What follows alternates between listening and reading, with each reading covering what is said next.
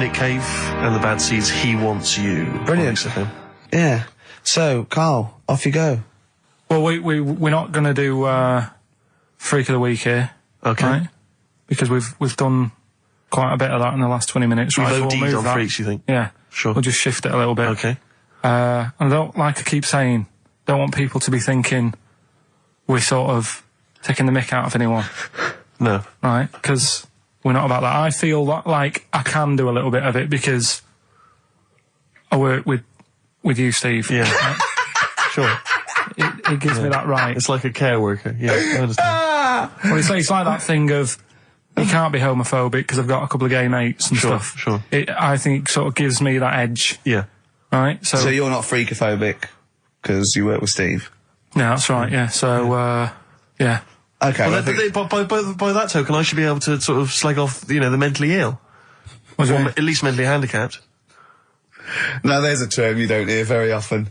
In 2003, there was the mentally handicapped. Isn't that what it was? I don't know where to start. But I'd like to apologise for the Lady Diana stuff, the term mentally handicapped, and any inadvertent racism that we may have stumbled over. What's the actual term then?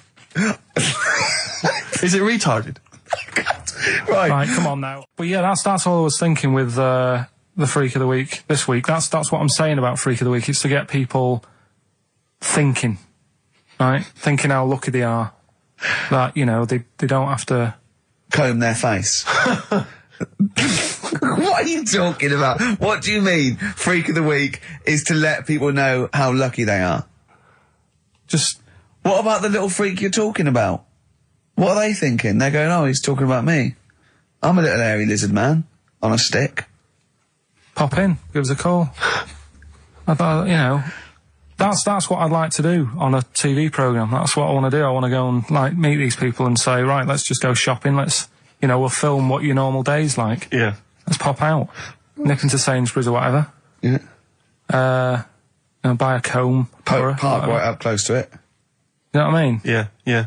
So what you're saying is you just want to get a little message out there, which is that there's always someone worse off than you. Well, there's proof of that in this room. You know what I mean? Oh, Karl, when's your train? In a minute, I'm going to get going now. I'll see you later. Thanks, Karl. Brilliant. What are you planning to play a song? Kirsten McCall. Yeah. I'll see you later. Well, where's the darkness? They believe in a thing called love. Karl, do you? This is XFM 104.9. That is my favourite band at the moment. You love them? I absolutely love them. I think they're funny. I think they're straight down the line with a little bit of tongue-in-cheek. Brilliant. Did you see them on Jules Holland last night? I didn't, sadly, no. Brilliant. Were they good? Yeah, absolutely jumped.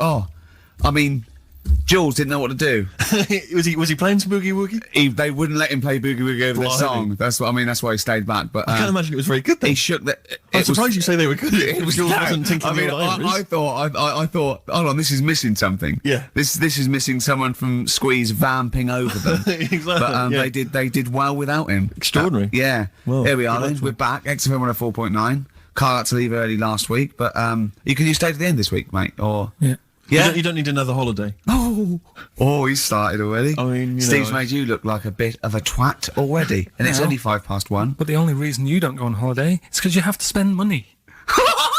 Oh, and he's gone straight back. Well, He's gone straight back. I can't come back to that. Oh, it's just dynamite. It's just absolute. That was searing. The last holiday Steve had, he sort of found a third world country so he could live like a king for a week. It was Cuba, wasn't it? Going to Cuba, amazing. You can almost rule the place. If it weren't for Castro, I'd have been in charge. Kind of cash I was flashing around. They do anything for $1 over there. It's extraordinary, literally. I mean, it's amazing. Yeah. Oh, definitely. And I went to Kenya before that. So he thought, to the prostitute said no. You were going. Yeah, well, it was $2. I mean, I'm not made of money. Did you have a good holiday, Karl? Yeah, it was all right. It's all right. Went down to Cornwall. Now you're going to the monkey some odd sanctuary. people down there, Steve. Well, don't look at me. I'm not from Cornwall. Well, you're from that sort of area.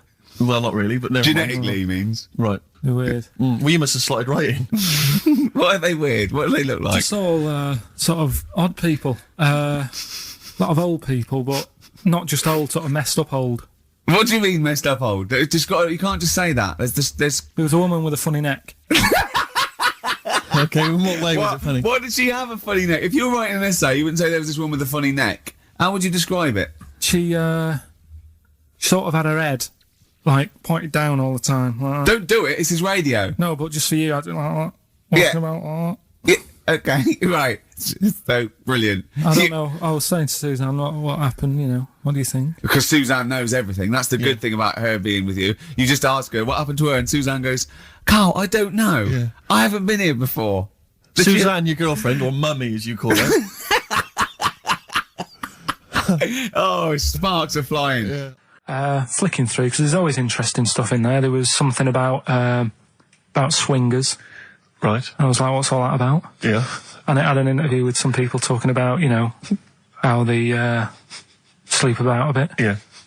And I thought, if my wife looked like that, I probably would. Because there was a few pictures of them and they were all pretty ugly. Yes. I thought, right. So I took that in, soaked that up, thought, there you go. Carried on reading. There was a bit in there about how women still have crushes, right? Yes. And the woman was going on about how she's 38, right? But she still fancies Chris Martin from Coldplay. Uh-huh. And, you know, even though it'll never happen, she's still got that little bit in her head that thinks one day she'll leave Gwyneth, right? And end up with her, right? Right. Anyway, so I'm thinking this is a bit boring, but I'm flicking through it all. And, Is this a Rockbusters clue? no, right? And I read further on, right? And, she said, you know, I like to go out with my mates, and we come up with lists in pubs of people who, like, oh, you know, they'd be nice to go out with. She also came up with a list of unlikely lost objects, I think she called them. Yeah. Guess who was in that list? Ricky Gervais. Think again. Karl Pilkington. Right? Next one. Johnny Vegas. Said, lanky co-writer. Rubbish. Lanky co-writer. What do you mean lanky co-writer? Well, do I need to say any more? He said, hang on, wait a minute. Let's not talk about... I don't know why you're laughing at my expense. I'm an unlikely lost object. yeah, But yeah, what was it called? The list? the unlikely lost object. Yes. list. You were in there, right? Who else was? Well, you weren't in there.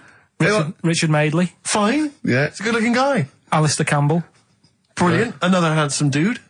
What are you talking about? You think I'm ashamed or embarrassed about that? I'm proud of it. What magazine was it? I need to buy a couple of copies. It was. Need to get a t-shirt made.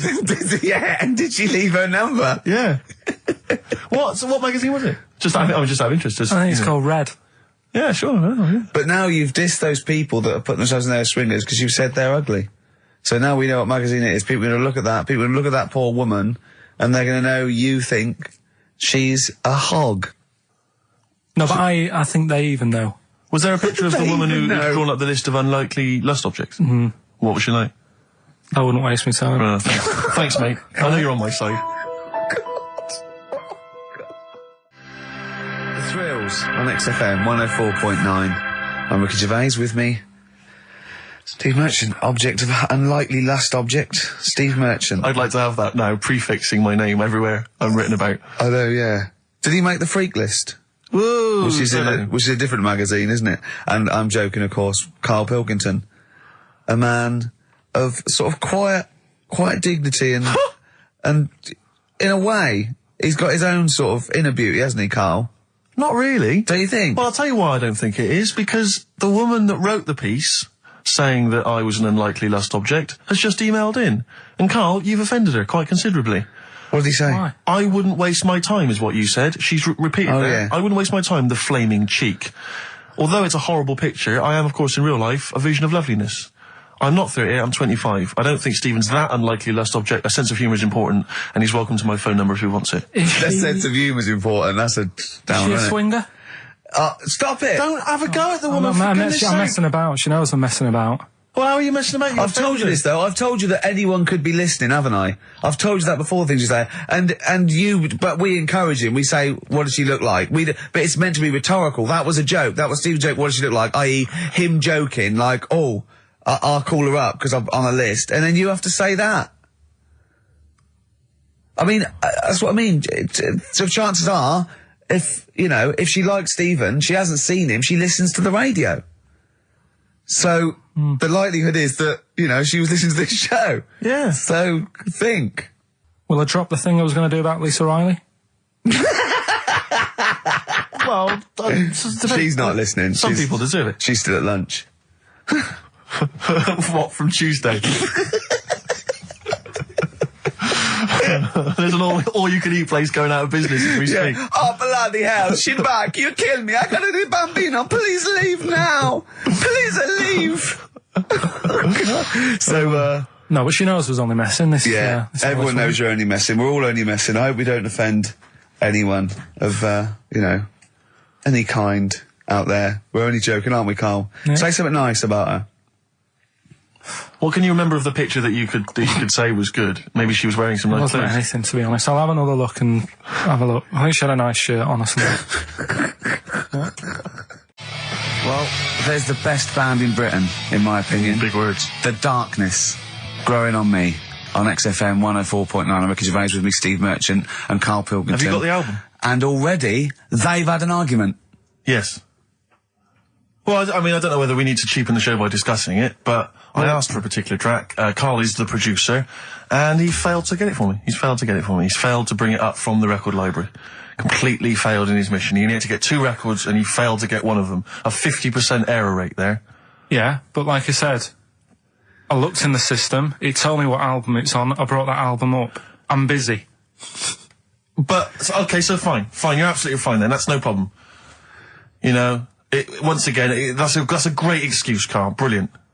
The show has been ruined, it's been partially ruined, but you've got a bit of an excuse. Alright, I didn't make a big deal out of it when you said, oh, and whilst you're down there, get us a new 50 Cent single. I never said, while you're down there, get the new 50 Cent single. I asked you if 50 Cent single was lying around. Yeah. If it hadn't been here, I wouldn't have worried. So I get it, I did that for you.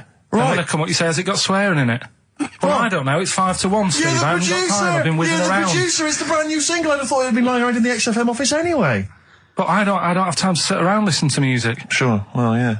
Right? I know that you have. Now you've got an iPod that can hold 7,500 songs. I don't know when you're going to get round to loading all them on, but I haven't got the time. Sure. Busy. Yeah.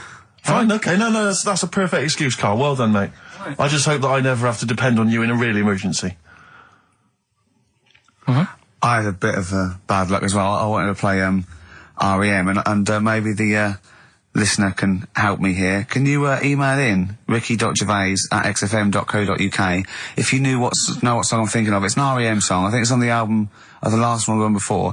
And he says Mulholland Drive and I'm Steve McQueen. That's all I know. I'm sorry, I can't think of the title, so I need the title to look it up, if you know what I mean. I can't put in like that. I can't put in Mulholland Drive. The system goes, what are you talking about? So I need the actual title of the song to look up to find it down in the library. Oh, well, I'd go down yourself if you're going to go down to the library and get that. I wouldn't send Karl, because... Ricky.gervais@xfm.co.uk. But if he wanted to, he did have time, because he came in at 12 rather than 5-1. Yeah. No, I told you about that record that I wanted it yesterday, didn't I? So you had 24 hours notice. So that's not really an excuse, is it? But I did find one of my favourite songs of all time, which is Bones off the Benz album, and it's Radiohead on XFM 104.9. And here it is, because you gave me lots of time to find it. So. Sure. Yeah. Could have brought it in himself. No swearing in it. Oh, proper rock band. Best band since Thin Lizzy. The Darkness. Well, big words. Growing on Me. XFM 104.9. Bit rash, I think. R. Gervais, S. Merchant, K. Pilkington. With a little bit of that. I know for a fact, that Steve is getting a little bit sick of Karl's attitude. Oh, his attitude's appalling. I quite like it though, because it's straight away friction, and he's sort of like, To be fair, I genuinely don't think I'm the culprit in this. I think I come in and I just ask him a simple request. Yeah. And immediately on my back. Whinging, moaning, whining. I don't know if there's any evidence.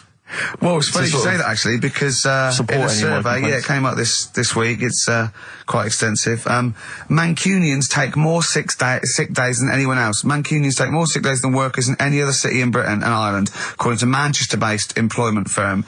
Survey by Peninsula found employees in Manchester take 11 sick days per year, whereas closest rivals Edinburgh and Dublin take an average of 9. Liverpool, Newcastle, Birmingham, and Cardiff only 8. Is Reading mentioned there? Or no, Bristol? it's not even in there. They don't take days off. London is only 7. So the point is, I mean, I don't know if you can take anything from it, but if you were an employer and you had a Mancunian and a Liverpudlian and they were equal on everything else, but you really couldn't afford them to be away, Liverpudlian's going to probably be away for 8 days. Sure. The Manc's going to be away for 11, phoning in sick. And so what can you, I mean, just analysing the data there, what would you extrapolate from that? I really don't know. I mean, call in if you've got any clues, or email us in if you've got any. I don't know why I think maybe, I don't know, Mancunians... I don't really know many people from Manchester. Well, I only know one, but I know he was off sick because he put on wet trousers and he got a cold, I think. Yeah, well, he just said he didn't come in for... he left early as well once. Yeah. But I don't know. I mean, that's the survey, I don't know.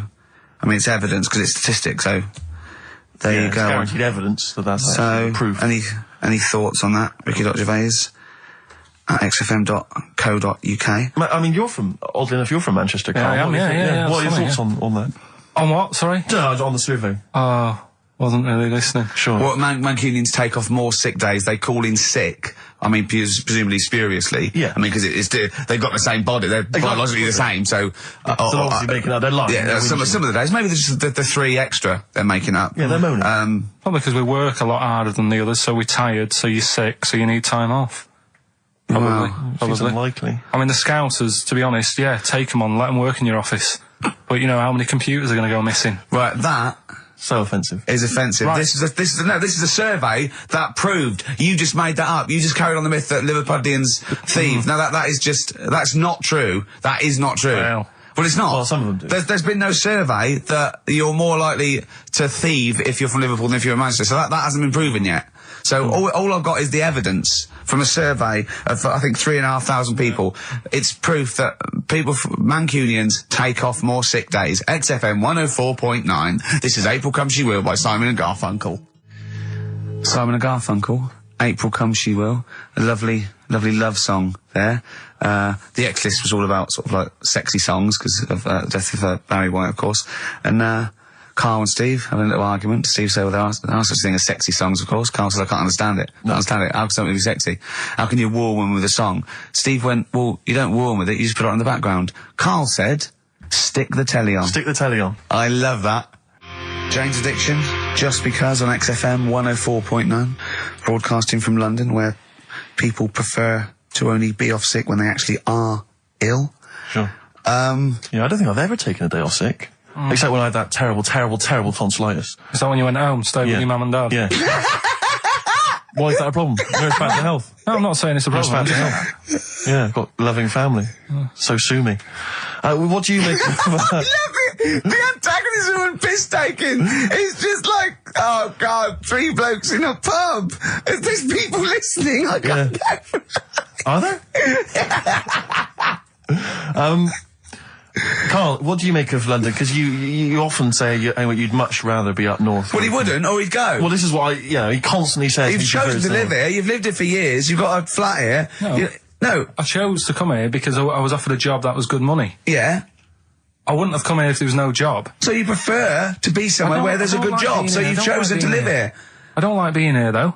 Well, no, but you can leave. To what? Well, exactly! So you've chosen to stay somewhere that's better for you. It's not better for me. Well, it's making me ill. I'm not sleeping. Well, so you say you're ill, either you call in ill, but I don't think you are. But I mean... Are there any stats to prove that? Well, yeah, because, you know, of the 11 days that he calls in sick, I reckon probably 7 of them are genuine. I'd love it if I dropped down dead tonight. Honestly, I'd love it. If you drop down dead tonight, you'd love it. Why aren't you sleeping? What, you're feeling ill now, are you? That's funny. You weren't feeling ill earlier, but you read that, and you're suddenly ill. I'm run down. Oh, you should take holiday. Oh, yeah, you just had about 8 in the last 6 months. Oh, God! Why are you run down? Why are you run down? Yeah, what have you done? You sit in a little air-conditioned office. I haven't got time to tell you. Let's move on. Let's get on with stuff. What have we got anyway? Because we didn't have a chance to meet up this week. Me and Ricky could have done, but...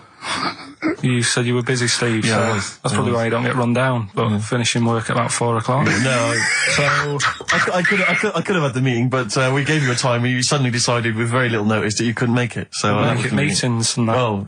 So what have we got? It's 20 past 1. What have we got? We're on till 3. Well, we've been talking, we've been doing well, we've been playing some great rock and roll, we've been playing some lovely songs, we've told them, we've explained a survey, just for employees, be careful. Yeah. We've, put that out there, we put a shout out there, people know Would you say it was probably safest if you are an employer to never employ Mancunians? Well, I wouldn't go that far. I wouldn't go that far because, you see, that's only an average. So I imagine some Mancunians, like, Londoners, are nice, reliable people. It's probably just a few bad eggs that throw the stats up a little bit. People that would go, I'm not coming in today, I'll put on some wet trousers. Sure. All right, stay in bed. Yeah. Stay in bed. Yeah. You still got them on?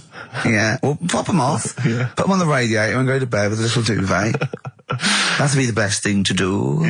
Yeah. So, all right, Karl? Right, what's your attitude? Is it because you're tired? Yeah. Well, why are you tired, though? You weren't staying out watching those Channel 5 films again, were you? I'll tell you what, me and Steve were having a little meeting yesterday over lunch about, planning stuff for the show. And, Gary Kemp came up to me, started having a little chat about old times, and, I went, oh yeah. As he went away, Steve said, right, think of this. He said, Rick, don't take this the wrong way. Remember that sentence, don't take this the wrong way. So there's a right way and a wrong way I could have taken this comment.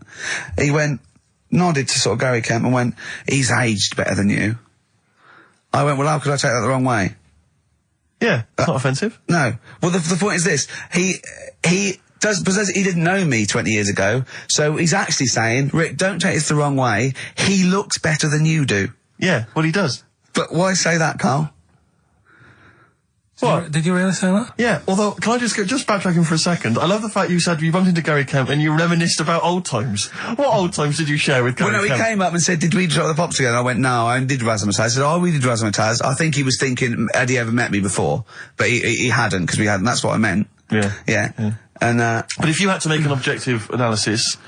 I wouldn't. I think that's out of order. Sure. I mean, you're always slagging me off, but apparently you can't make a value judgment on something else. No. I wouldn't do that. Well, because you're morally all over the place. You don't know where you're coming and going. Believe it. Sure. You should hear what I say about you behind your back. So, would you say you're better looking now than you were? Or... Than I'm what? Would you say you're better looking now than you were? Than I was when? Well, have you aged well? Yes. You've aged well? Yeah, I've kept my looks. Bit of Dando?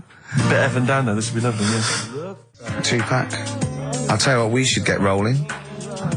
Rockbusters. No. All right? No. Well, he has done it. He just said that he was worried about it because we said it's the last one. What do you think, Karl? I just don't think... can I just say now, Karl, seriously, I'm only responding to what we're getting on the email, which is people do not want Rockbusters. They really... There's one guy here he says, it's James Pooley, he says he's preempted Karl by giving my answers to this week's quiz. I don't know what the clue would be, but his answer is no van ear. Nirvana. Yeah, good. Nirvana, yeah. That sounds like one. Number 2, he's just guessed. I don't know again what the clue would be, but the answer is Kid Creosote. Yeah, that's good. That's a typical Rockbuster. That is brilliant. That's a better game. And the last one is Harry Seacombe. Yeah, that'd be good. So, maybe we should reverse it. So people and we have to come up with the clue for them. And we win the prizes. Yeah. Have you got prizes ready as well? It's all there, but... Oh, I feel sorry for him now. What the prizes would have been. I'd rather just give them away to the first person to email in, apparently, than have to go through the torrent of Rockbusters. Oh, God! Look at Karl's face! I wish you could... Oh, can't we get this on telly just for Karl's face? Hey, I'll tell you what we could do, Steve. Like Smiley Miley and that used to take the Radio 1 Roadshow out. Oh, man, that would be amazing. Come on. Should we take it out? Hello, Bournemouth. Yeah, how many miles have I done? Don't care. No, should we do this? How many miles have we done? Well, XFM's down the road. Yeah. 1. Yeah. Should we take it out the road just so they can see Karl Pilkington? To be fair, though, you're not really keen to leave W1, are you? Oh, we wouldn't. Right, so where exactly would we take the roadshow? We'd do it outside. Outside the building? Yeah. Right, okay. And what would we do? It's called a roadshow because it's in the road, I imagine, isn't it? And we'd give away T-shirts? Throw in T-shirts, and then we'd have a band. We'd have band playing. What was that band playing tonight? I forget, something Diesel, was it? Yeah. See, instantly forgettable. I mean, that was my point, really. we could have them on. Yeah, great. Yeah. We get a couple of celebrity pals down. Someone from Big Brother 2. That would be ideal. Well, Josh, the other little gay fella. Yeah. He'd come on, just wave. Yeah. I'm beginning to like the idea. Yeah? Brilliant, yeah. So we'll have Josh, something Diesel, we're playing the Bull and Gates now, whatever it is. Yeah. Right, I'll throw out some T-shirts. Yeah. And then, Karl will do a live Rockbusters. Yeah? Well, I don't know. Do you want it? I just think that ruins it slightly. It would just bring the whole afternoon down, Rick, I think. We get it sponsored by someone. Yeah? No? Well, I'm just trying to inject a bit of... Read the prizes, what we would have done. There's a PlayStation game here. I guess it's maybe not been released yet. It's a little demo of that. What's this? The American Song Poem Anthology. I don't exactly know what that is again, but lots of songs on there and a couple of compilations, arbitrary compilations, the Club Anthems compilation, the best summer holiday album ever. Wow. You've certainly sold it to me, Steve. The best air guitar album again. Brilliant. And an old edition of Only Fools and Horses. So, you really haven't put the effort into the prizes, Karl. So if that's the prizes, if that's the whole point of the competition, and they're the best prizes you could conjure up, in God's name, how bad are the clues this week? That's why he doesn't want you to do it, Karl. Oh, we won't bother. Forget it. Doesn't matter. Good. Excellent. Well, that's resolved. Brilliant. That's excellent. What we have got, though, is Educating Ricky, haven't we? Well, another one of my little things. Oh, it's brilliant, then. So how long's this going to last before you want to get ditched this? Well, we'll see. A couple of weeks. It's not like that, Karl. It's all one. It's one love, man. We're on the same team, man. Yeah, we're just one voice, man. One true voice. Like those lads. Yeah. They could play. Right, well, the Educating Ricky, They right? could play. Well, why don't we play a record and come back with Educating The Ricky? Wind, Cat Stevens. We need to get the jingle song. queued up as well. Yeah, I'll get the jingle queued up, No, yeah. I haven't got Neil Young lined up yet. No, not you, young Cat Stevens. I gave it to you. I know, we're not playing that yet. Can we just play a record? No, This is just sounding rubbish. Well, I This is told you squabbling. to. See, so why aren't you playing the record I told you to play? Because we've just had something chilled, right, from Tupac. Let's lift it up a bit now with a little bit of blur. Right? Come on, play it. Oh, I'm not sure. I just have. Crazy beat there on XFM 104.9. Right, we're gonna do Educating Ricky instead of Rockbusters. Incidentally, on the subject of Rockbusters, we've just had an email from Phil. He says, I could do with this week's rather shoddy array of prizes, as I'm doing a car boot sale tomorrow and need a bit more tact to fill the table. Probably send it we through. might as well do it anyway. Yeah. But Educating Ricky, it was a feature. Well, actually, about a year ago, I started a feature called Educating Karl because we found out he had 1 E at O level at history, and I'd educate him on things like Rasputin, things that I thought he'd be interested in. You know, Winston Churchill, some of the greats, some scientific facts, and then I said it's your turn, and he started telling me about people born without legs. Some people have got a funny eye. There's a woman whose tongue's longer than her arm. And really, you know, turning the screw on education. Yeah. So, I don't know what he's got for me today. Maybe a dog born a cat. Let's have a look. We've done that one, we've done that. And is there, because often we should point out there's sometimes a crossover between Educating Ricky and Cheeky Freak of the Week, just in terms of subject matter. Yeah, so we've done Cheeky Freak of the Week. We've done all the freaks. What have we done with the Freak of the Week? There's a dog. There was a woman that had the back legs of a dog. There was last week. What was last week? It was the girl who was born with 4 eyes, 2 mouths, and 3 legs. Sure. You weren't that impressed. So I thought if we've got to that and it's not impressing you. We are a tough audience, I admit. Let's move on. 50 Cent in the club on XFM 104.9. So, Karl's a little bit fed up today, actually whinging, I mean properly whinging, fed up, reckons he's tired, reckons he's overworked here. But, do you know what I mean, Karl? Everyone gets tired. Everyone gets tired. Everyone does the same sort of hours to you. What do you do, sort of 9 till 6, 7? About 9 till 7:30, 8. Well, no, because a couple of times this week I've sort of met you for a drink about 6. So, it's funny, isn't it? That's weird. Some of the times I've come back after it, just for another 40 minutes or something whilst no one's around, try and get stuff done without phones going, without emails coming in. Yeah, we got to do it. Can I tell you what I think's a disappointment? You're in a department. You got to do it. I just think it's a disappointment that Karl hasn't been able to put that aside and rise to the occasion. He's only got to do this show once a week. It's I 2 know. hours. I mean, you and I, we're tired. We've got, you've got one job. We've got about 6. And we're still doing it. Do you know what I mean? We still do it. We still Well, come you're a here. professional, Rick. I mean, that's why you've won multiple awards, is because you're willing to get up there, even if you're feeling a little bit under the weather, even if you hurt yourself, or you've got an injury of some kind, you're up there, you're doing it. Yeah. You're entertaining, you're providing a service. Yeah. So... It's disappointment. Yeah, but I've pressed all the right buttons at the right time. Indeed. Right? That's what I get paid for, yeah. Done that. The adverts have gone out. Sure. You know what I mean? I've made you cups of tea. It's the negativity which is a problem. It's the vibe. You're bringing us down. Bringing us down. And therefore the listeners. Therefore the listeners. Bringing us down. If you don't like London, you know what to do. Well... Oh, I'm trying to get out of here, aren't I? We just bought a new flat. That's not the best way. Buy a flat in Manchester, live there. Doesn't matter. I can always rent it out and make a little bit of money. Why don't you sell the flat in London and buy a street in Manchester? Pilkington Avenue. You could literally be the lord, the king of that street. people could come to you like Solomon with their problems. Yeah. Well, he's come up from London. He's got London ways.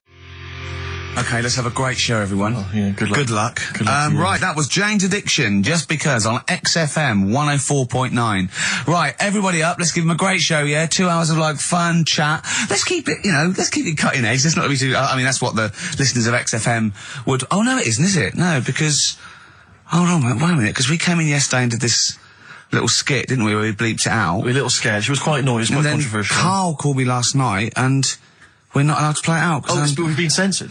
Yeah. Interesting. Yeah. So it's a cutting-edge alternative station, wants to push the boundaries, wants to be thought of as rock and roll, a bit punk rock. Yeah, because I said something about the radio authority. I bleeped it out, what I called them. Yeah. But, couldn't do it. Done it before. Censored. Couldn't do it. Censored. Karl agrees, though. What's your thoughts, Karl? You agree with that? Yeah, I agree, yeah. Why? Well, what's the point? Well, it was funny, wasn't it? And it wasn't offensive. Not really. It's not some of the best stuff that would have ever gone out on this show, but, Right, what are you putting up against, exactly? Cheeky Freak of the Week? Well, that springs to mind. Yeah. Rockbusters? But I mean, the thing is, the things that you have put out there, I mean, we better be really careful. Who's worried about complaints? I mean, it's not just swearing, is it? It's taste and decency and everything. Yeah. So, we can't laugh about the disabled anymore in the Cheeky Freak of the Week. Can't do stories about elderly relatives with genitals looking like a split tennis ball. Can't do your dad putting a child with learning difficulties in a bin. So, what should we just play music? I think that's all it's going to have to be, yeah. Play a record. Accidents Will Happen by Elvis Costello on XFM 104.9. Karl's a little bit stressed, but it's not his fault. It was the boss that overruled him. He came along. What did he do? He heard you listening to it. Yeah. What did he say? He says, what's that? I said, it's what Ricky wants to play out tomorrow. Yeah. And he said, well, can't go out like that. Too many... But they're all bleeped. We bleeped the swear words. Yeah, but he didn't want it to go out. I mean, you got to remember, right, you came in yesterday to have a chat about what we're going to do. Yeah. One of the topics that I said, let's talk about, which I came up with, was... Let's talk about swearing. No, you said you never had a problem with swearing, which is normally... Yeah, that's right. And then we did the thing about, isn't it funny that you can... the thing about you can bleep a swear word by taking out the vowel. So we're going, so it's the vowel that's offensive, and we did a little sketch around that, and then ended, and he wanted to completely obliterate the word in the end, didn't want to put the thing in that we said about the radio authority, which I think it was valid and wouldn't have got a complint. Yeah, but at the end of the day, he's the boss, and what he says goes, doesn't it? Sure. So, yeah, I was just going to say, right. But what you got to remember is what he also said is if you want to pay the 70 grand fine, then go ahead and do it, Steve. There wouldn't be a 70 grand fine there, would there? Well, you don't know what it'd be. But will you pay it? Will you pay for my mortgage? Will you pay for his mortgage? Will you feed his kids? He wouldn't be fired. What do you mean? Well, I tell you what, if it's not a fine, we'd lose the licence, then we'd all be fired. Right. When you're sat at home. Do you seriously think you'd lose the licence for that sketch? Well, does he really seriously think you'd lose the licence for it? It is not the worst thing we've ever put out or done or ever will do. Yeah, but it's the fact that he said don't put it out, and you're like, throwing your toys out the pram. I want to say it. How old are you? But you still want to put swearing out. It's a discussion about the radio authority and the way people are interested. Yeah, but leave it. Let's Don't move get on. Annoyed. Yeah, but I'm annoyed because you've been at it since about 12:30. I know. Well, I like to get in early to plan the show. Yeah, but there's been no planning. So, to be honest, I'd turn off today, anyone listening, because there's nothing. Karl, there's never anything. There is. There's sometimes some good things, but today, seriously, I'd leave it. Something half decent that's been on this show. Loads of little interesting topics. Go on, I can't remember any. Right, gays in toilets. Yeah. Not particularly interesting. Fascinating to you, perhaps. Right, well, I'd prefer to hear that than just a load of swear words. Well, We wouldn't have heard any swear words. We'd have heard some bleeping. Right then, so that's entertaining, isn't it? Load of bleeps. Just because you don't want to stand up to your boss or say anything. Don't get annoyed with us. I'd stand up to her if I agree with what I'm arguing about, but I'm not falling out with him over some crappy thing you want to play out. Don't say crappy. Well, it doesn't matter, because I'm not here next week, I tell you that. I've canned this in. Don't say so crappy. if Andrew is listening, Don't someone else say can be here next crappy. week. Play a record. We apologise for the word crap. That's out of order. We should. Big Sir, The Thrills on XFM 104.9. Starting off another nice atmosphere again in the studio. Don't blame me. It's not my fault. No, I know. Well, it's your fault mainly. Yeah. You are bad. You are quite bad. Come on. Come on, you are. Don't try and win him round just because he scared you. I don't know who's that against. Is it me or him? It's you, I don't yeah. know. It's you. Right. Well, I'm not a coward. No. I'm not a coward. Okay, I'm but- just thinking of the listeners, Rick, and I just want them to be entertained. Yeah. Luckily, that's not a big problem for us. What, you mean we're effortlessly entertaining, or there's no listeners? Well, yeah. Somewhere in between. Yeah. Carl, what's happened to you this week, mate? Now it's happened. Come on. What? Nothing's happened? Come on. I came in, and it had an hour lunch break. You know, he's sort of like he never gets a break. I came in one day. It was out for an hour, and I sat in a little chat with Andrew Phillips about, you know, where we were going with the show, and, you know. Where are we going with it? You come up with anything? Dear. Is that how far we can run it into the grave? Yeah, no, if we go off air, it certainly won't be through, being cutting edge or controversial, because people are just turned off because it's too boring to listen to. But he was out for an hour. Having a lunch break for an hour, and always yeah. saying he's too busy. I know, yeah. It's interesting. Actually, on the subject of that, I noticed Dan here has emailed in. He says, I was listening to last week's show, and I think Karl has taken his job for granted. I'd love to swap with him for a week. My qualifications are that I can press play on a CD player and stop. Carl, what do you think of that? And It can come in next week, seriously. yeah, it says here... Don't get ratty, Carl. I'm We're not just being entertaining. Dan, email me. You know my address, email it, it'll be sorted out. You can be here next week. Dan suggested we could call it Karl Idol, where people audition each week, or perhaps Bone Idol. I like that. Bone Idol. Brilliant. Yeah. Have we got a monkey news, Carl? Don't know if I can be bothered. Play a record. Beautiful. Billy Bragg from his Essential Billy Bragg compilation. Now, I know a lot of people are thinking Billy Bragg, oh, I can't be bothered, politics, and I have to say, buy this CD, skip past every song that is, for instance, there is power in a union. Don't be duped by fascism. Yeah, it's your right and duty to vote. Yeah. Right wing, wrong wing. Exactly. Ignore all that. But Just listen to the love songs. His love songs are beautiful. Yeah. It's fantastic. Tonight I celebrate my love for you with a pint of beer and a new tattoo. It's great. Brilliant. Yeah, lose the ones about, Exactly. Striking. Yeah, exactly, because we know what we think of that. So, I heartily recommend that. Carl, we're on happiness. Carl, Yeah. I'll try and explain Carl's to Carl that happiness. the aim to, is really to get on a 10. Yeah. For Well, I like happiness. the He's fact on that he 4. started on a 9. But I love the fact he's happy with 4. Yeah. I love that. No, but what I mean is, right, I'm not looking for, like, happiness. Right. I'm You're not alright. looking for happiness. What? What's that for? What I mean is, right, I'm happy when I'm not fed up. So what I mean is, I'm happy... Is this your new book, Psychology of the Mind? What is that? I'm happy when I'm not fed up. That's like an 8-year-old trying to explain happiness. Johnny, what is it when I'm happy when I'm not fed up, miss? Well done. Good boy. That's it. You're happy when you're not fed up. Talk like an adult. Yeah, but that's what I'm saying to you, though. What? I'm happy most of the time. It's just that when things niggle me, I find that... I realise when I'm annoyed more than when I'm happy. But Karl, every time we talk to you, you are whinging about something. You've got something that annoys you. But he's one of those people that if he whinges loud enough, he gets away with it. Like he's in here, I think he goes, oh, I'm really busy. I come in and he's doing nothing. He's chatting, because he's having big, long chats with everyone about how someone's wound him up. Yeah. And they all come and they go, oh, Karl's fed up. Because he's got this show. You know what I mean? He's wormed his way. Hang on a minute. You came in moaning about the Post and that today. Yeah. Well, everyone's annoyed and frustrated by that. There's small businesses going out of business. I'm not. You haven't heard me. No, you're not, because who's sending you letters? No one. You've got no friends. You've said that yourself. Yeah. You've openly declared you don't want friends. They're too much hassle. Yeah. Yeah. Yeah. Yeah. Yeah. That is my Friends that is the point of life to me. I can't wait to see them. I squeeze their head. I welcome them in. Oh, they annoy me. They annoy me. Annoying me. I love it. Friends are annoying.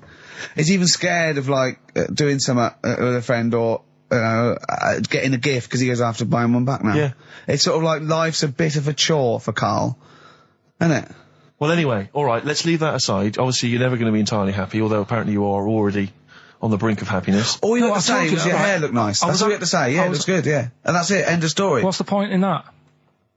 What is the point in that? Because she doesn't really care what you think, but she doesn't want to hear that she looks like Dave Hill from Slade. She's not having her haircut just to please you, Karl. Despite what you might think. He's taken aback by that. Yeah. I was with Joe Cornish last night, went to a little do at Jonathan's house, and Joe was there, and he walked in, and I was taken aback by how tall he is. Sure. Because I'd forgotten, and he's about 6'4", but he's unlikely to, do you know what I mean by that? It's sort of like some people surprise you.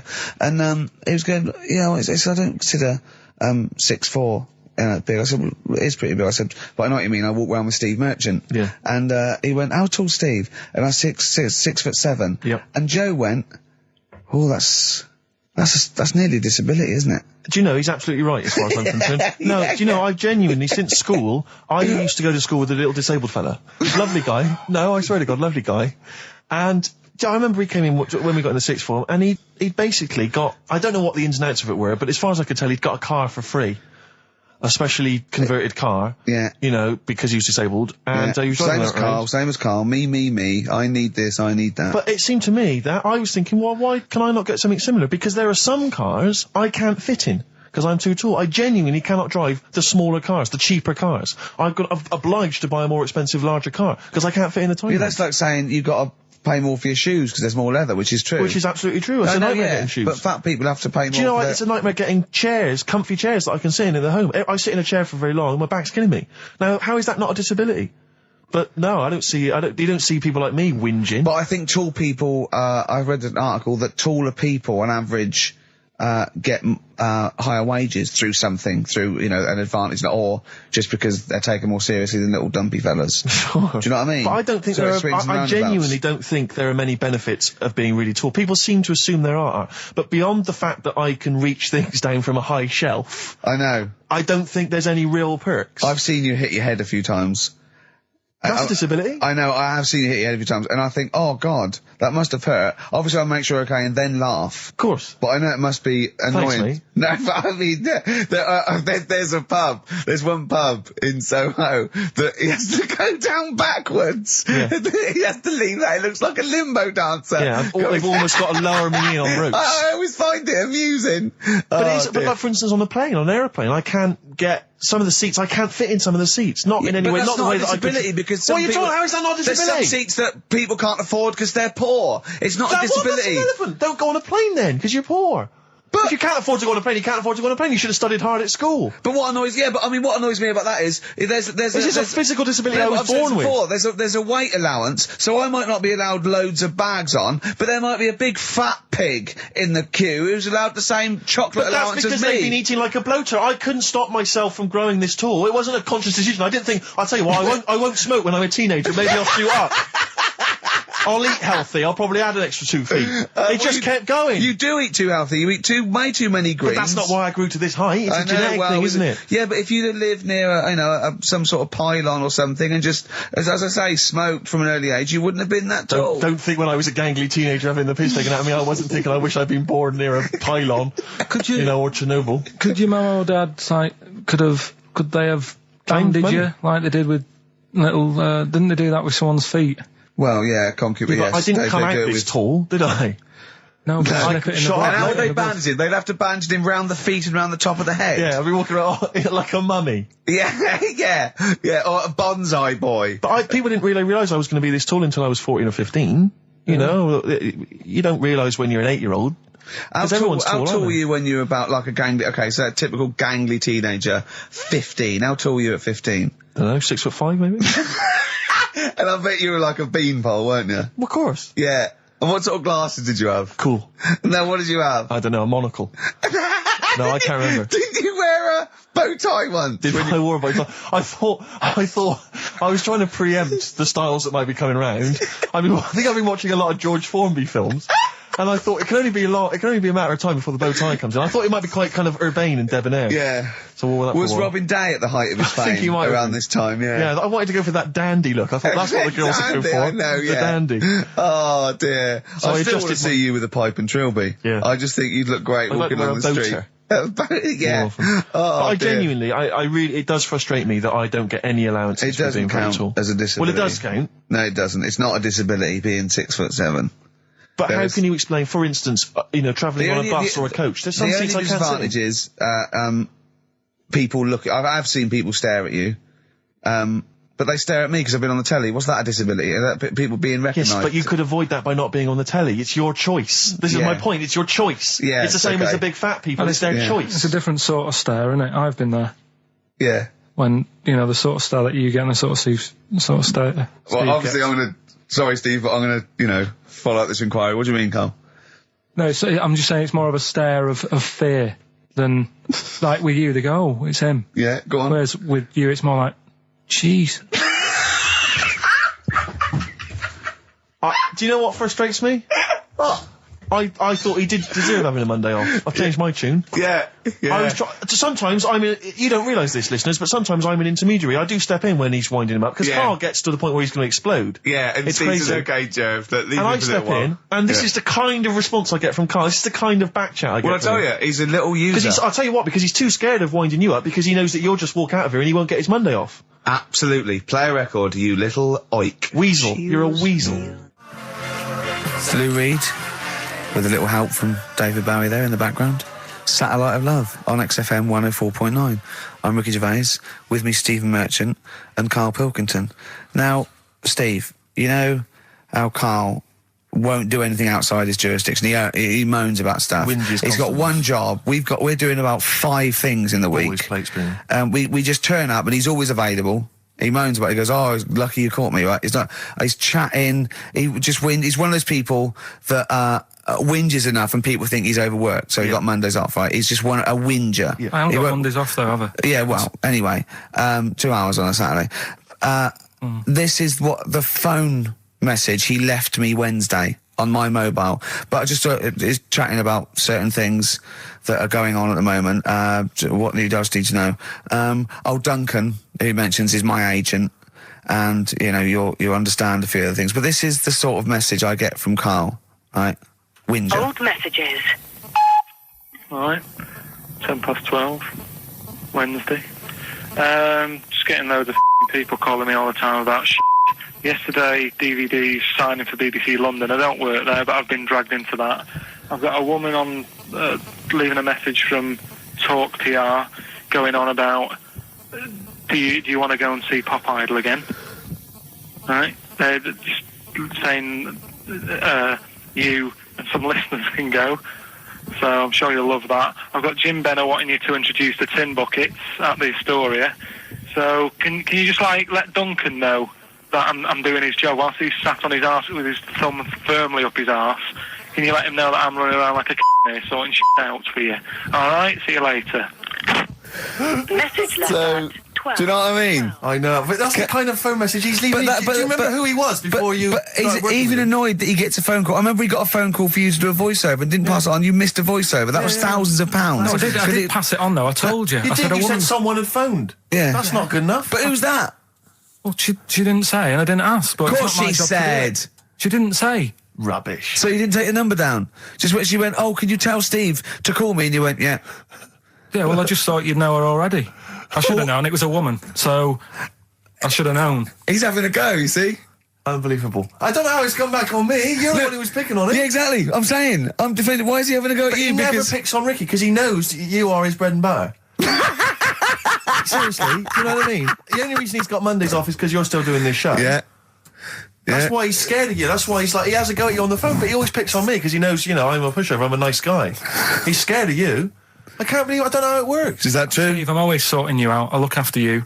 So sorted you out with tickets. I sorted you out with lager I got you today. Why are you picking on me? What do you mean you're sorting out tickets and lager? What's this? Right, whenever you want tickets. Yeah, sorry, I don't want to use this as, like, moaning time and that, because I don't like to moan. I'm busy and that, right? But I've sorted you out tickets for gigs. Yeah. Right? What somebody doesn't even turn up to. Yeah, we won't even go on about that, right? Lager. You got sorting out the Cure, he complained it was boring. Yeah. It was that big drum of lager that you had, and you said, oh, put that in your room for me, because I don't want to carry it home, right? Lazy. So I said, all right, then I'll put it in my room. It goes missing, it gets nicked. Then you have a go at me because it got nicked. Yeah. I get you another one. You make me carry it around town for you for half an hour, then you say, oh, I can't be bothered taking it home. Can you take it back to work for me? Yeah. But interestingly, this is like a year ago, so it's obviously still pressing on you. Oh, hang on, and I forgot the one when we had an argument over 50p. When we went out for a coffee. You didn't want to give me 50p back that you owed me. That was the same day you'd given him about 40 quid worth of lager. But, see, this is my problem. This was my point at the time. It's not the 50p in terms of money is not what's important. The fact that you think you don't have to give me money back because it's only 50p, that was the point at stake. It's me who makes a decision, oh, don't worry about the 50p, not you. It's only 50p, I'm not going to give it to you. Do you know what I mean? There's got to be rules, otherwise it's chaos, Carl. Come on, mate.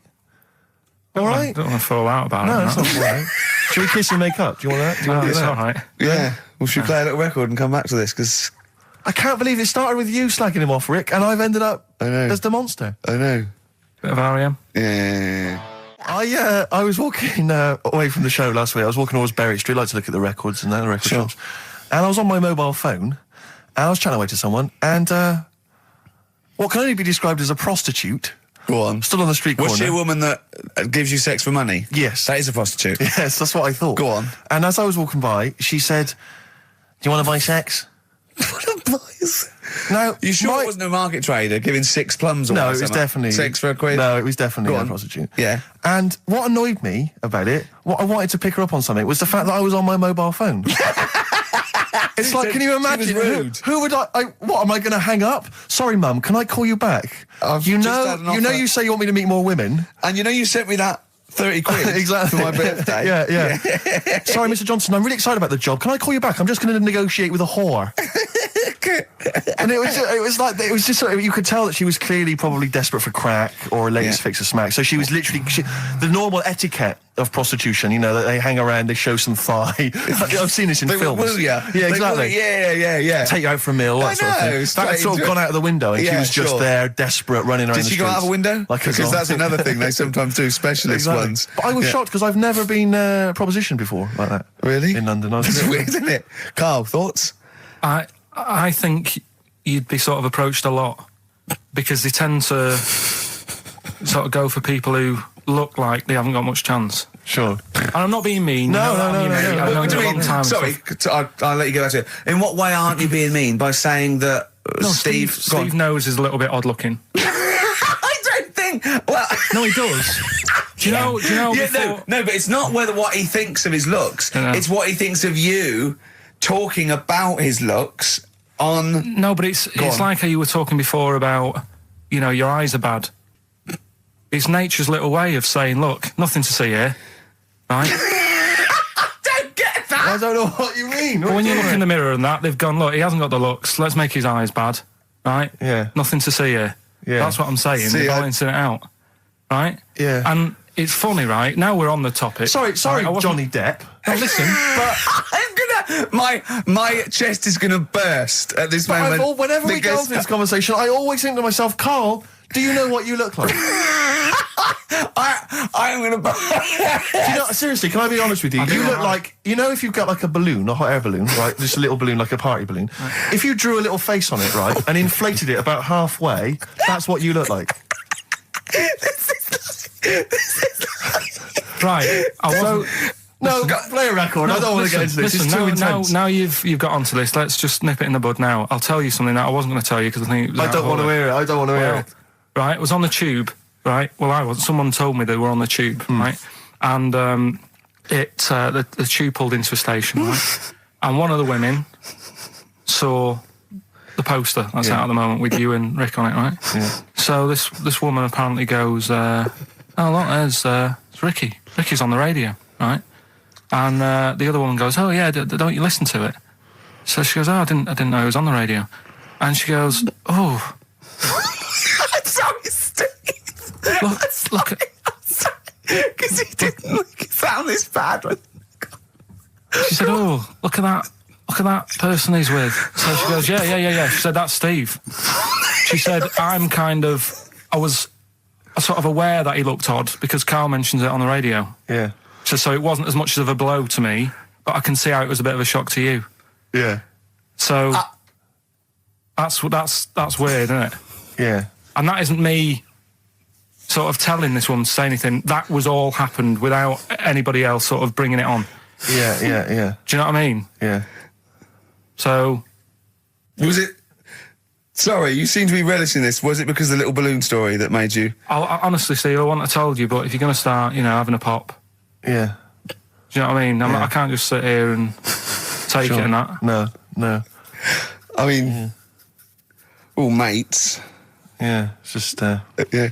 Well, I mean, I was Shit, mistaken for yeah. Johnny Vegas. Steve's got a story about that, if you want to have a go at me. Well, someone just thought you were fat with a beard, which is true. Well, don't have a go at me, because he said you look... Well, you started it. No, I didn't. Yeah, I did. didn't. You were milking it. You were egging him on. I was laughing. You were egging him on. I sort of was. Yeah. But let's not, Oh, it's a good job you've got lots of good mates like Jonathan Ross you can go and hang out with. You don't need other friends, people who've helped you in your career. He's good-looking bloke, isn't he, Jonathan Ross? He's a good-looking fella. Player Radiohead, Fake Plastic Trees on XFM 104.9. Mm-hmm. Someone just emailed in and said, just want to know what you think of that cover of Wonderwall. We told you. We said it was great. Yeah. Listen. But they must have been listening to hear... The song. Yeah. Extraordinary. Although maybe they just turn off... When we start talking. Yeah. That would make sense. That would make sense. I mean, it makes sense in a sort of preserving of sanity type way as well. Objectively, Rick, if you were listening at home, if you didn't know us and you were listening to the show, would you listen to it? Would you bother? I know that's a hard thing to get your head round. It's difficult to say, isn't it? I've no idea what people coming to this for the first time think.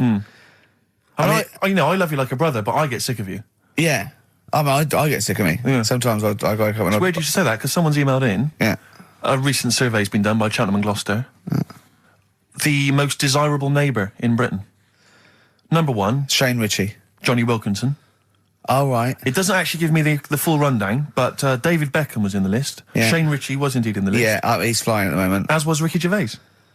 Really? Well, that's what it says. It doesn't tell me where you came, though. And there was actually a neighbour from hell, and you weren't in that list. Well, I'm a good neighbour. Oh, come on. I am. I'm quiet. I don't keep myself to myself. I never... Do you know what I'm thinking of? What? If it was best friend. Yeah. Now that would be a nightmare. Yeah, exactly, yeah. Most desirable friend. I'm a good neighbour. I'm quiet, yeah. Yeah, I mean, I imagine being stuck in a room with me writing all the time, with me squeaking like a chimp. Unbelievable. Although I don't physically abuse you, I save that to my bald mates like Karl and Rob and that. I just like to squeeze their head. I don't squeeze your head. Yeah. You know what I mean? I think it's because you command a little bit more respect. Ah, thanks very much. Do you know what I mean? You're not that sort of... You're not an idiot. Oh, sure. All right, Karl, got anything to say? Has anyone seen his picture in Heat this week? It looks fantastic, doesn't it? Do you know what Steve said when he saw that, Karl? Go on. He said, it has captured Karl. What do you mean? Well, you just look utterly gormless. In the picture. It's captured you brilliant. You know how like a good photographer can do that? They can capture the essence of someone. That's good stuff. It's good stuff. Well, actually, I'm the photographer. Yes, Because you it was are. a screen grab from the behind-the-scenes footage. Well done. So I got that gimpness. I captured the essential gimposity. Exactly. Yeah. Karl. Yeah. All right? Captured it. Yeah, well, I did a little article for Time Out, and I think Boyd from Heat has sent over that screen grab to them, so he might be in Time Out. I'm going to try and get him in every publication. Yeah. For 1 year. It's like Well, you've managed it in the last 2 weeks. Exactly, yeah. It's like a Dave Gorman project. Are you Karl Pilkington? Yes. Let's do that, shall we? If anyone's got a publication, it doesn't matter how little, just take it from Heat. That's mine, so you're welcome to it. Just try and just put his picture in anything. Next to round things is best, isn't it? That'd be good. You all right, Karl, with that? Yeah. All right, then, good. What have you got for us, Karl? I'll tell you, you're going to go along later to the Live 8 gig and you're probably going to see some bands that are going to make an effort to entertain you, but if you want entertainment, Rick, you know it. Go on. There's only one person to book. Go on. Me. If you know, perhaps I'm going to do, because I'm obviously a top DJ on the radio, but where I really come into my own is DJing in any kind of club environment. Well, you told me you were DJing, I didn't go to it, DJing at a party, and you said the place was rocking. The place was roaring. And I loved it. Carl just said he was there and they weren't. Well, that's nonsense, Carl, because you know very well that when I'd put on a tune, they'd cheer. Yeah, but it was late on in the night. They would have done that, whatever you put on. That's nonsense. No, they were happy and everything. I'm not saying they weren't having a good time. It was your party. It was all right, but they weren't going mental like you're sort of making up. They were definitely going mental. When I put on the Proclaimers, they could not believe their luck. They would have walked 1,000 miles. Was it good though? Were they really? What were they doing? They were dancing, were they? Dancing and that, but they weren't sort of cheering, going, more and all that at the end. What's all right? Oh, Take wow. On Me came on, the big cheer went up. Oh, I don't know who to believe. I've been there, done it, Steve. I've been the DJ as well. It might be jealousy. It might be like professional jealousy there. Yeah. I think it's because my fortunes are on the up and these are on the down. We all know famously that he had Pilkington making music, his DJ outfit. Didn't happen. I did enough. I just wanted to do enough to pay for the equipment, and I did. And that was that. But I don't like crowds, do I? But you're safe, aren't you? You're behind the little thing with the flashing lights. But there's still a lot of people and that. Forced fun. Don't like that. It's not forced fun. They haven't got to dance if they don't want to dance. Yeah. Don't like it. So we're looking into animals that we get rid of. I've spoken to someone about snails. I've spoken to someone about jellyfish and that. And looking at cockroaches today. She's an expert. She's just not just some random person. No, she works in a museum, a good museum. I said I'd give it a plug. It's the one near Knightsbridge. It's got dinosaurs and that in it. It's worth seeing. Natural History Museum. Yeah. So, It's not sure. He's not sure. This is what happened.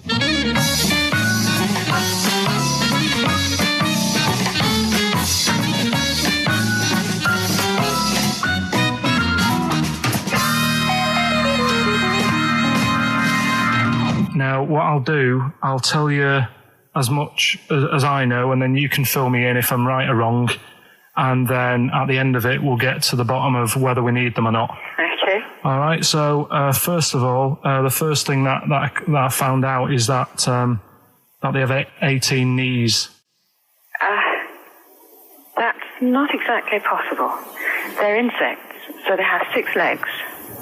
Yeah. And a knee is usually the junction between femur and tibia. That's sort of classic human knees and every other animal knee. So with 6 legs, you can only have 6 knees. Could somebody sort of got mistaken for seeing one that was a bit double jointed? I think you're grasping at straws or something. All right. Well, we might have to come back to that one then. Okay. They can hold the breath for 40 minutes. Well, they don't do that because they don't breathe in the same way as us. They breathe through little spiracles, holes down the side of the body. So, no, they're not a very apt simile because the method of breathing is so different. What do you mean? Because insects have a totally different system. They don't have lungs in the way that we do and just breathing through one part of the body. They're actually breathing through every segment of the body all of the time. So even though they've got their mouth shut, they might be able to slide. Nothing to do with breathing. So only just feeding.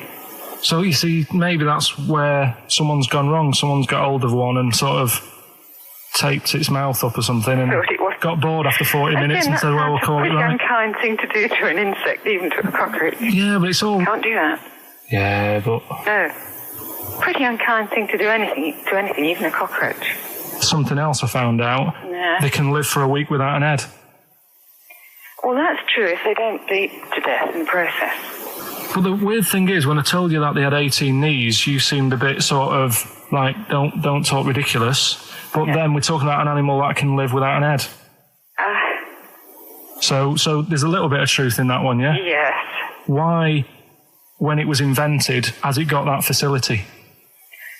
Say if someone said to humans, we could do that with humans, and, if you lose your head in some accident, it gives you a bit of time to sort of go back to your family and maybe write them a note. You won't be able to have a chat, but write them a note saying it was my own fault and it was nice knowing you. Well, that would be a useful facility, I agree. But cockroaches are great survivors. I mean, they've been around for over 300 million years. They're one of the most primitive insects. All right. Well, I've also... is it true that they do a lot of resting? Apparently they can sort of rest for 75% of the time.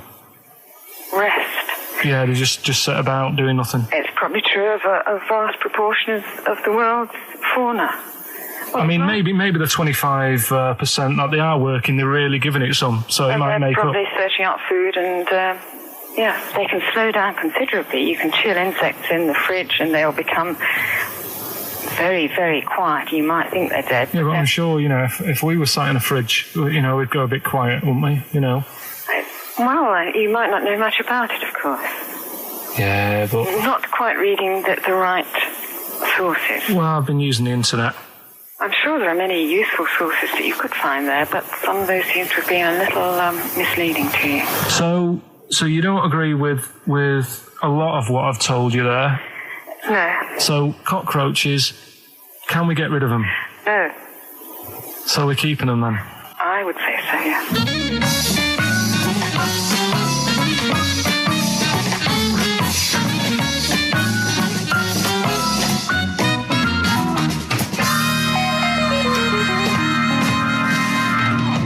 I think we should get her on more often because she sounds like she'd be a bit of an ally, really.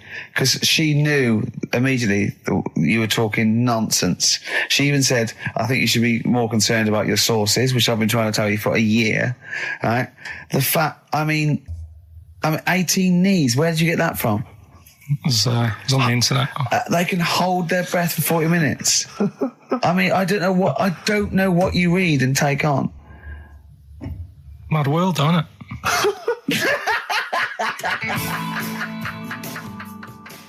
Right.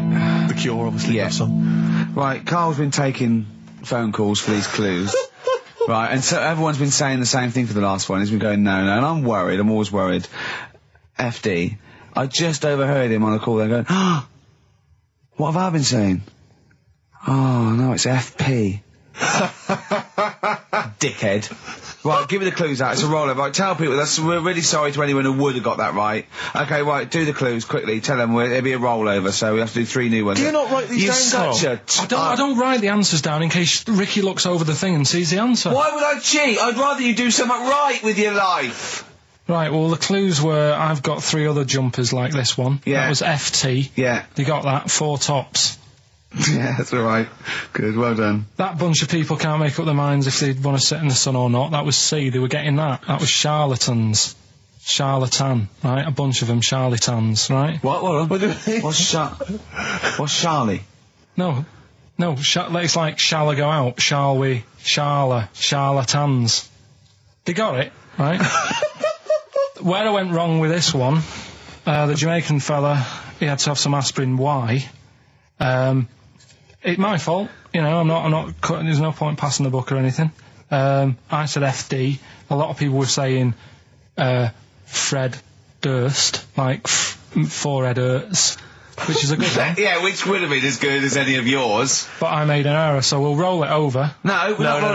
What is the answer? What is the answer? Over. Jamaican fella what? Add some aspirin, why do that? What's the thing? FP, it was Frida Payne. Frida Payne. Frida Payne. Frida Payne. Frida Payne. That's awful. Carl, you've got to write these down next week. This is I'm sorry, you're the producer. I know, but I've had a busy week, haven't I? That's not an excuse. That isn't an excuse. Our excuse is we don't care. Yeah. You do put care. the work in and then make a mistake. Yeah. It's better not to try than try your hardest and be rubbish. Do you see what the point? We don't care. But you've got standards. Yeah. And you're not meeting them. Think of that. You're not even reaching your standards. God. Right, well, that's that, I guess. Well, the prizes will be giving those away next week. Again. Just completely... Song for the ladies to end the show with. It's from Nick Cave's new album, Nocturama. This is a track called He Wants You. Back next week.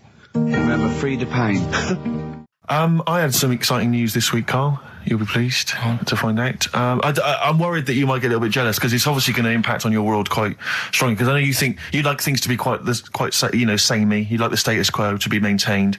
You like the fact that in the past, we've had some crosswords. Because I remember. What did you think of me when I first walked in? When I first came in on the first day of XFM? I don't know why you're making a big deal. Do you want to bring it? I'm just being honest, though. I'm just being honest about a lot of people who see you for the first time sort of go, well, he's a bit weird. I don't know that, Steve, that you brought it up, and then you're again. But I'm sure that wasn't what he said before. No, did he say before? He's a bit weird. Yeah, he looked at you, and I knew. I could see by the look on his face. You know when you know your kid, and your kid's sort of scared of something, and they go, "Why's your kid?" He goes, "Oh, he doesn't like pigeons or spiders." Right. It was like that when I saw Karl, and I brought you in, and I went, "What do you think of that, Karl?" I could see the look on his face that he was disturbed. Sure. And then, as he said, you get used to it, don't you? Yeah, you get used to it. And you have changed a little bit. Your hair's a bit smarter now, and you got some nicer glasses and that, I think. Or I might have just got used to it.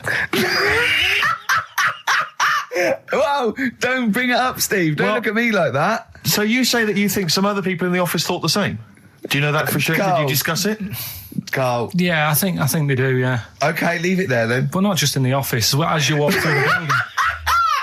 Oh, it's worse than you ever thought. Well, no, it's not worse than I ever thought, because as you well know, Ricky Gervais, what did I do on Thursday morning? Oh, is this the thing... For those that perhaps are not of the female persuasion listening, there's a magazine. Apparently it sells quite well. It's one of the sort of female, kind of issues magazines. I think it's called Company Magazine. It's like your sort of, I guess it's a bit like your Moore or your Vanity Fair or whatever. Anyway, they run every year the 50 most eligible bachelors in Great Britain section. Ding dong, hello. Who's in there this year? In the 50, in the top 50 of the entire country. And then they vote, and they put them in order and see who's the most eligible bachelor. But that's 50 people, right? It always annoys me slightly because bachelor, it kind of seems like a more sophisticated word for loser. Yeah, doesn't it? Which always sort of unnerves me slightly. And also they try and do a different 50 every year, so they're getting pretty desperate to get different ones. No, because also a lot of people who are sort of like successful, are married, so there's very little to... No. There's a huge... I don't know if this is international. It could even be international. I'm not sure, actually. So I could be up there with the likes of Justin Timberlake, etc. So Fred Durst... Yeah, that sort of person, So anyway, this is what's exciting, right? Although I'm slightly frustrated because they were telling me that last year... All right, because what happens is the readers of the magazine, they vote for who they think is number one most eligible bachelor, right? Last year, the prize was a 2-week trip in the Bahamas. Okay, this year I'm rather annoyed because all I'm going to win is a moped. That's the prize this year. That's the prize this year. A moped. Whoa! Backtrack. What? Sorry. Last year was a 2-week trip to Bahamas, and this year just a moped. All I'm going to get is a moped. All you're going to win is a moped. Yeah, you got no chance. You've got no chance. Who else is in it? Well, I mean, I don't know lots of people you'd never heard of. I know Duncan from Blue was in this. So you're second to him at least already. I imagine you're going to come behind the other 49. No. Because there'll be people voting for me. They get to vote for me. Yeah, Steve. They'll see my photo and then they can vote for me. Yeah, according to Heat, I was 22nd most sexy man in the world. I better take that helmet back. I would. Here's a problem that someone's emailed in. We're taking emails today. If you've got a problem, a concern, or just a general query that you think Karl could answer for you, it could be about anything. It could be about some of the big kind of philosophical questions. Yeah. It could be something to do with war or famine, anything like that, or it could just be a personal dilemma. Something that's happening locally. Anyway, this seems one that I think you probably have. You and your father have probably come across this sort of dilemma in the past. And I'd be interested to know what your take is on it. Let me see. This is from Lee Matthews by the look of it. He says, he lives in a suburban area where the local teenagers also live on the same road, and they're running riot. They're smashing wing mirrors off the cars. They're crashing into parked cars on their skateboards. And they're just generally making mayhem, night and day. What can he do to stop this going on? The parents of the kids don't seem to give a damn. Anyone who complains to them, they just say, piss off. The police are useless because they never catch them in the actual act of violence, which is what they got to do to apparently convict them. So they don't know who to turn to, really. It's rather like when a little old lady went and got the A-team, and he was dressed as an elderly Chinaman. Exactly.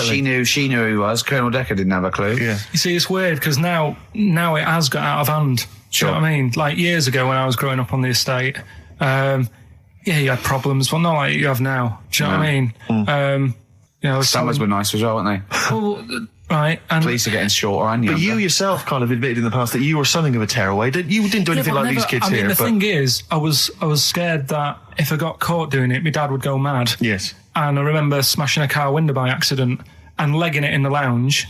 and sort of pretending to go asleep on the settee. Right? Genius. And I heard a knock at the door. He chloroformed himself just to be unconscious when his dad came home. And there was a knock on the door, and I thought, oh God, this is the fella who saw me. I was chucking a stone in the air, seeing how high I could throw it. Of course you were. Did it keep landing on your head? That would explain a lot. And it came down. Chucking a stone in the air, love To it. see how far I could It's throw brilliant. So, I wasn't bothering anyone. Did you by invent that game? Right? Did you get the stone for your birthday? Go and play with your stone. He gave one to Suzanne. Carl, go and play with your stone.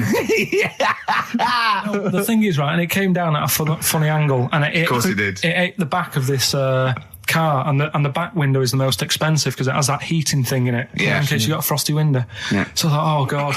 So I legged it in, got on the settee, went to sleep, knocked at the door. Genius. It's a brilliant plan. It's a brilliant plan. I couldn't be guilty. I'm asleep. So I love the idea. So the thing is, our lounge used to sort of, you could see in from the door, right? So this family who saw me do it, saw me asleep on the settee, and my mum said, go and get the door. And I sort of went, what? As if I'd been asleep. Yeah. I went to the door, like, rubbing my eyes, and the fella said, what did you run off for? I saw you. I was like, oh no. And I didn't see my dad. I went out. It was when he was working sort of evenings. So I went out so I didn't have to see my dad. And then the next day I came home from school, and my dad said, 45 quid. Ooh. That's all he said when he looked at me. And then you fell asleep when he went, wake up. You know what I said? No, 45 quid. Now the thing Carl. is, he didn't have to do anything. £45, Carl. Now, I know you were saving up for a brick, but you can't have it. Yeah. Just equally, if you're doing a bigger crime, a bank job or a murder. Remember to take the stocking off your head, because if they wake you up and go, why have you got a stocking on your head? Just go, oh, I had a weird dream. Right. A quick query for you. This is from Jay. He's got a problem here. He says, my parents won't let me ditch my studies. He's currently reading modern languages at London University. Sure. He wants to follow his dream, but his parents won't let him, of being a dancer. Carl. Worse than that, he says that they're trying to arrange a marriage to a bunch of minging daughters of people they know from good families. He doesn't know what to do, so he's got the arranged marriage coming along, and he's also got, he basically wants to be a dancer. His parents are forcing him into something more practical. Well, the first thing, right, I don't think Live your dreams? The arranged marriage thing is such a bad idea. Okay. Because I think too many people go on looks. Right. And then you soon get bored of that, and you find out the person who you're knocking about with, it's actually not your type. Right. Why don't you arrange marriages for people? Well, I'm just saying, right, so I'd say, Jay, go along with that. I wouldn't worry about it. Okay. I mean, if they're really ugly, then, don't go along with it. But if they're half bad, put up with it. That's Sure. all right. The dancing. Brilliant. Right? That's that solved. Brilliant. I wanted to be a dancer. After I did the boxing, right, I joined a dancing thing just near Man United's ground, right, called Twiggy's. Went along, I wanted to learn some moves. How old were you? Well, it was when Michael Jackson was, like, pretty big, so about 83, 84, 85, something like that, around there. Wanted to do it. When I went, it was shut, and it had become like a warehouse for toilet rolls. So in a way, I wonder what would have happened. Sorry. How is that an anecdote about you going through dancing? You've told me before you did boxing for a while, you did dancing for a while. You had a true fight in the boxing. You didn't even get in the. That's not an. Imagine if that was a film. This is nice. A boy's dreams of becoming a dancer. Oh, it's shut. Next on. I mean, how is that a story? Yeah, that was Billy Elliot. Do you think it would have won quite as many awards? Yeah, brilliant. Footloose. All right, I'm fed up. They banned it. Let's go. Eyes shut. Flash dance. First, there was. It's a warehouse. Never mind. I'm just saying, you'll find something else. I think I got a go-kart after that. I bought a motorised go-kart and kept myself busy with that. So. There's always other things. Just think, Alan Bennett has to sit down and really sweat over his stories. Yeah. He just opens his mouth. You are a living Alan Bennett character. So that's solved. Well, Jay, don't worry about that. There's no emotional problems I can foresee if you follow that advice. So the advice there is do an arranged marriage. If she's not ugly. minging, she's not completely minging. Yeah. And don't worry about dancing. Get a go-kart. Cheers. Great. Last week when I did Do We Need 'Em, do you know when I called up one of the museums and I Science Museum. Yeah, are you talking to me? Yeah, I'm just saying, I wanted to tell you before when the song was on, but you're so busy listening to it. Yeah, was I so busy listening to a song I was playing? Yeah, but we're doing a radio show, aren't All right, we? what's your point? Well, I just wanted to say, she emailed in to say I got her name wrong, so I'm just apologising for that. What did you call her? I think I called her Jessica. What was her name? I don't know, I've got it on email somewhere. This is not an apology. No, I'm You've just got saying. it wrong again! You've not even said her real name. How is that an apology? Well, I remember, I read the email, so, yeah, I But who are you apologising to? I think her name's Jackie, I think. Oh, you've got it wrong again, haven't you? Well, anyway, and she just said if you want to see dinosaurs and that, go to the museum. You were complaining about that as well, weren't you? You went to a museum and there was too many dinosaurs. He said you just need 4. No, well, Steve, have you been to the one in Knightsbridge? I think this so. one that I called up, right? It's nice. You go in, you get a good collection of stuff. You walk in, there's 3 or 4 dinosaurs. You've had enough, right? I went into New York, right? I went to the museum there, hundreds of them. You can't move for dinosaurs. Yeah. It's almost like they're responsible for them being extinct. There's loads of them. So all I'm saying is, if you want to see a dinosaur, go to the one near Knightsbridge. They've got a nice selection, some old vases and stuff. It's worth going. So Oasis and Songbird. It's a nice little ditty It's all right, yeah. of a It's not too Saturday. bad. Yes, thank you. XFM 104.9, Ricky Gervais, Steve Merchant, Karl Pilkington. I think we should go straight into it, Karl. I think we should do the competition. There's Karl in the corner. It seems a little premature. Do you reckon? Yeah, I Do you think reckon so. it's so Yeah, good? We should tease it out of them. Well, it's a big thing. It's just that I've got absolutely nothing to say.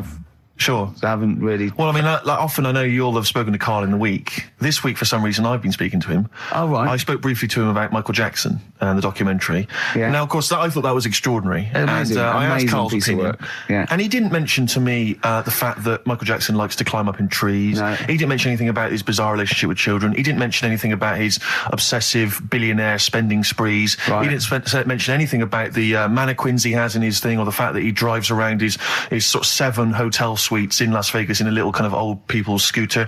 The only thing of note for Karl was he said to me, "Did you notice how big his hands are?"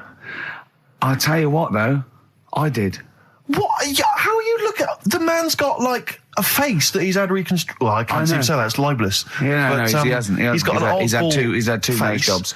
Yeah, And you're looking at his hands. But I think it's because you look at him and he looks a bit like there's a bit of androgyny there, but it's sort of like it is quite a petite sort of old lady's face in a way, but then you see these labourers' hands come out. That's always the way with a tranny, isn't it? You know what I mean? Well, you can't accuse him of being a tranny. No, he's not. No, he's not. What are you saying? No, I know He's got enough issues. Now you're accusing him of being a tranny. I like him. I thought he came out that brilliant. I thought it was really. I really felt sorry for him.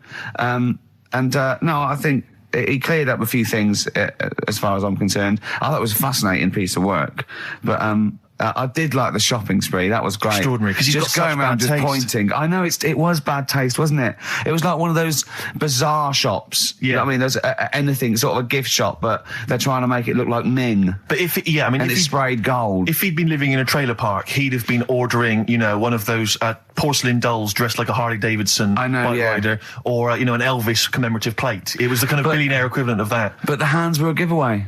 It's the same as those sort of What do you mean that transvestites. hands were Well, given- it's like you get what was it about his hands? I didn't Well, even see you know his when you hands. get like a cab driver or something, right? And he decides to turn transvestite about 60, and he goes on Kilroy.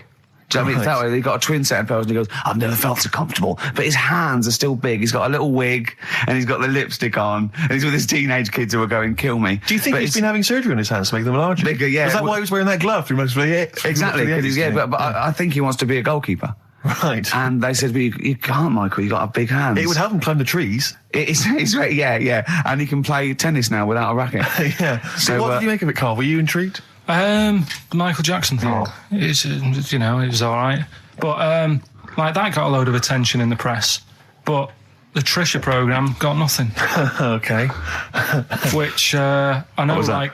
Steve called me up in the week, right? 10 o'clock in the morning, I was at work, and he goes, I should think so at 10 o'clock. I should think Preparing this show. most people go to work about 8, 9. Are you watching Trisha and that? I said, no, what is it? He goes, oh, you'll be loving it, right? Freaks. Was it Help Me, My Mum's a Freak? Siamese twins.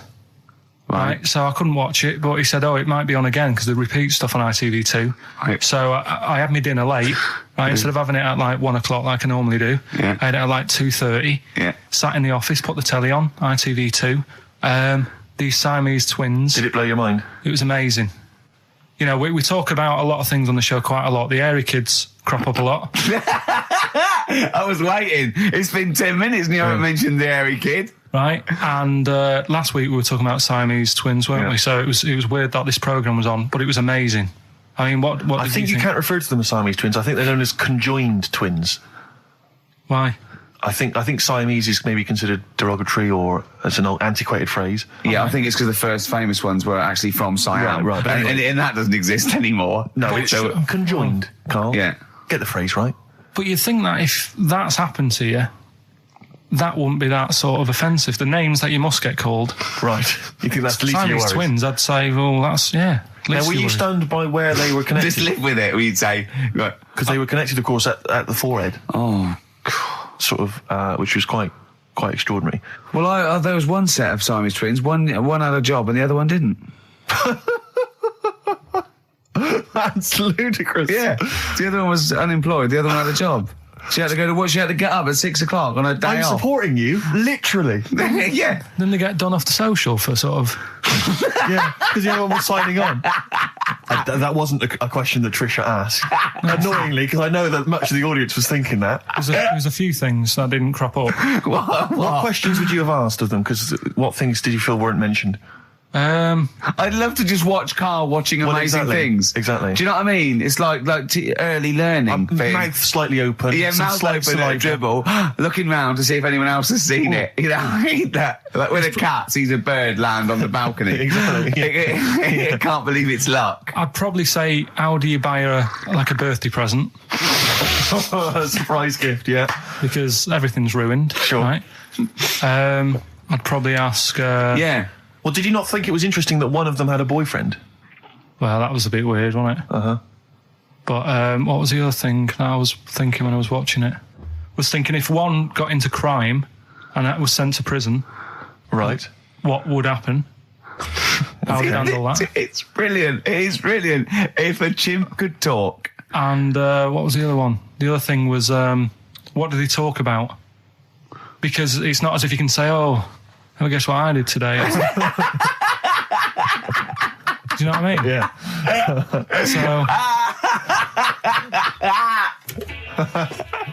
Taking the mickey. The really weird thing about all this, right? And it's annoying because you were saying about, what should have Trisha have asked and all that. Yeah. But one of them mentioned that one of them was adopted and the other one wasn't. Don't talk rubbish. No, seriously. I didn't understand it, right? Of course you didn't. And then Trisha sort of said, well, let's have a chat. And they were like, no, don't want to go into that. What do you mean one was adopted? That's what he said. One of them... don't quiz me on it, but that's what was said. Hello there, I'm a multi-millionaire, and I've just seen your orphanage. I'd love to adopt one of your children. You'd like to adopt one? I'd love to adopt a children, because I've got loads from around the world, so I'd love to adopt one. I'd give you $10,000 towards your orphanage. We're speeding through then, Brilliant, yeah. okay. We've actually got 2 left. I only need one. I'm only interested in one. Yeah, I don't need any more. Don't need any more. They're sisters. I know it would be tragedy to break them up, but I really only need one. Now break it up. There's the rub. You see. Sure. You just need the one. It's $10,000 now. You can have that. I'll sign it now, but I don't want to discuss it further. I'll bring her around. Brilliant. Okay. Ding dong. Hi. Yeah. Brilliant. You brought my kid round. Yeah. There she is. There. That's a joy. Yeah. Okay. Just standing next to a bush. Yeah. Do you want to? Can you bring her out? No. Me? It's like, there's nothing behind the bush. So you just want. I just want to be able to walk 360 degrees round her. Do you want her or not? Yes. I can't believe it. What's that little trolley? She's talented. Oh dear. You're talking nonsense, Carl. Well, whatever. Well, listen, still to come, right? We've got the monkeys thing. Oh, chimpanzee that. And when I was out last Sunday, right, at Johnny's birthday party, Steve was there. Yeah. Got talking about stuff. And a debate that we didn't really finish cropped up. It blew your mind, didn't it? Amazing. Oh, I know about this. Steve told me. This is the infinite amount of monkeys. Or or a monkey with a typewriter and an infinite amount of time would eventually come up with the works of Shakespeare. Yeah. There was no debate. It's a philosophical, mathematical problem. There's no debate. It's true. It wouldn't happen. No, listen, Karl, listen. Infinity sorts it all out for you, right? An infinite amount of monkeys at a typewriter, right? They do everything. They type everything. Infinity just sorts it all out for you. There's no getting to it and they're going, oh, well, let's have a look what they've done. This one's come close. Did Romeo and Juliet. It would do it all. It would type everything ever possible, conceivable. Yeah, but... It's a mathematical... Well, infinity we've heard your side of the argument, Rick. And I'll be honest with you, it's a persuasive one. But let's hear Karl, because he heard about this in a pub last week. Yeah, so what's your problem? What's your problem with it? What's your problem with it? Well, first of all, right, you're saying it's a load of monkeys. It's not just one monkey that Depends. can live forever. No, wait. It's either a chimpanzee with a typewriter with an infinite amount of time. He would eventually, by definition, mathematically, type everything ever possible, okay? Or it's an infinite amount of chimps with typewriters, and one of them will type it first time. But already that's not right. You either need to have What do you mean? monkey. What? You mean employment laws? What do you mean it's not right? Let's hear him out, please. Okay. If it's one monkey Yeah. with a typewriter that's got loads of ink in it and that, right? At least it knows what it's done in the past. It's not... Keep going. Crime. If you've got a load of monkeys, it's like if you have too many. What's that saying about too many chefs? Too many chimps spoil the soup. Right. Well, it's the same thing. It's like, well, I didn't tell you to put salt in it. I was going to put salt in it, and it messes it up. Whereas if it's just one, they know what's gone on. So what I'm saying is, just leave him go. I can't be bothered. I want to hear the rest. This blows my mind. He doesn't know what this does to me. It's a mathematical problem. I want to hear the rest. well, it's just I just don't think it will happen. What do you mean you don't think it'll happen? Infinity works it out for you by definition. Well, what's stopping them typing the same thing again? They would. In fact, the problem should be if you had an infinite amount of time that it would type. It works of Shakespeare an infinite amount of times and everything else an infinite amount of times. But you know, that's not as. But not Shakespeare. Oh, shut up, you idiot! Rick, do you know what he said to me? I said to him, I explained it to him. I said, you've got an infinite number of monkeys, infinite number of typewriters. They will type the complete works of Shakespeare. He said, have they read Shakespeare? You're an idiot! Play a record. Said, no, I'm not having this conversation. They're not doing it from I'm not having it because it really, really winds me up. But you're saying they'll do it with no spelling errors. Well, they do it an infinite amount of times. And they do it wrong an infinite amount of times. And they spell the last full stop wrong an infinite amount of times. And they get one thing wrong in Hamlet wrong an infinite amount of times. They do everything an infinite amount of times. But are they going off a story that they've... Play a record, Karl, because I'm going to knock you out. I'm just saying... Shut up! Do they know the story? Oh, they're monkeys! Oh, Christ. No, right. okay. Right, Karl, she's a girl and I'm a man. Good that, innit? On XFM, 104.9, Ricky Gervais, Steve Merchant, Karl Pilkington. As ever, Rick, there's always someone who steps in to defend Karl. Okay, what is the defence? What is the defence? Here's an email from Scott Coomer. He says, Karl is actually right. I've got an A-level in statistics and probability. It doesn't matter how long they have and how many monkeys you have. You cannot guarantee they would type the complete works of Shakespeare. Infinity makes it probable they would get it right, but not definite. Yeah. Well, yeah. Yeah. That's what I was saying. No, you weren't saying, Karl. You don't understand it.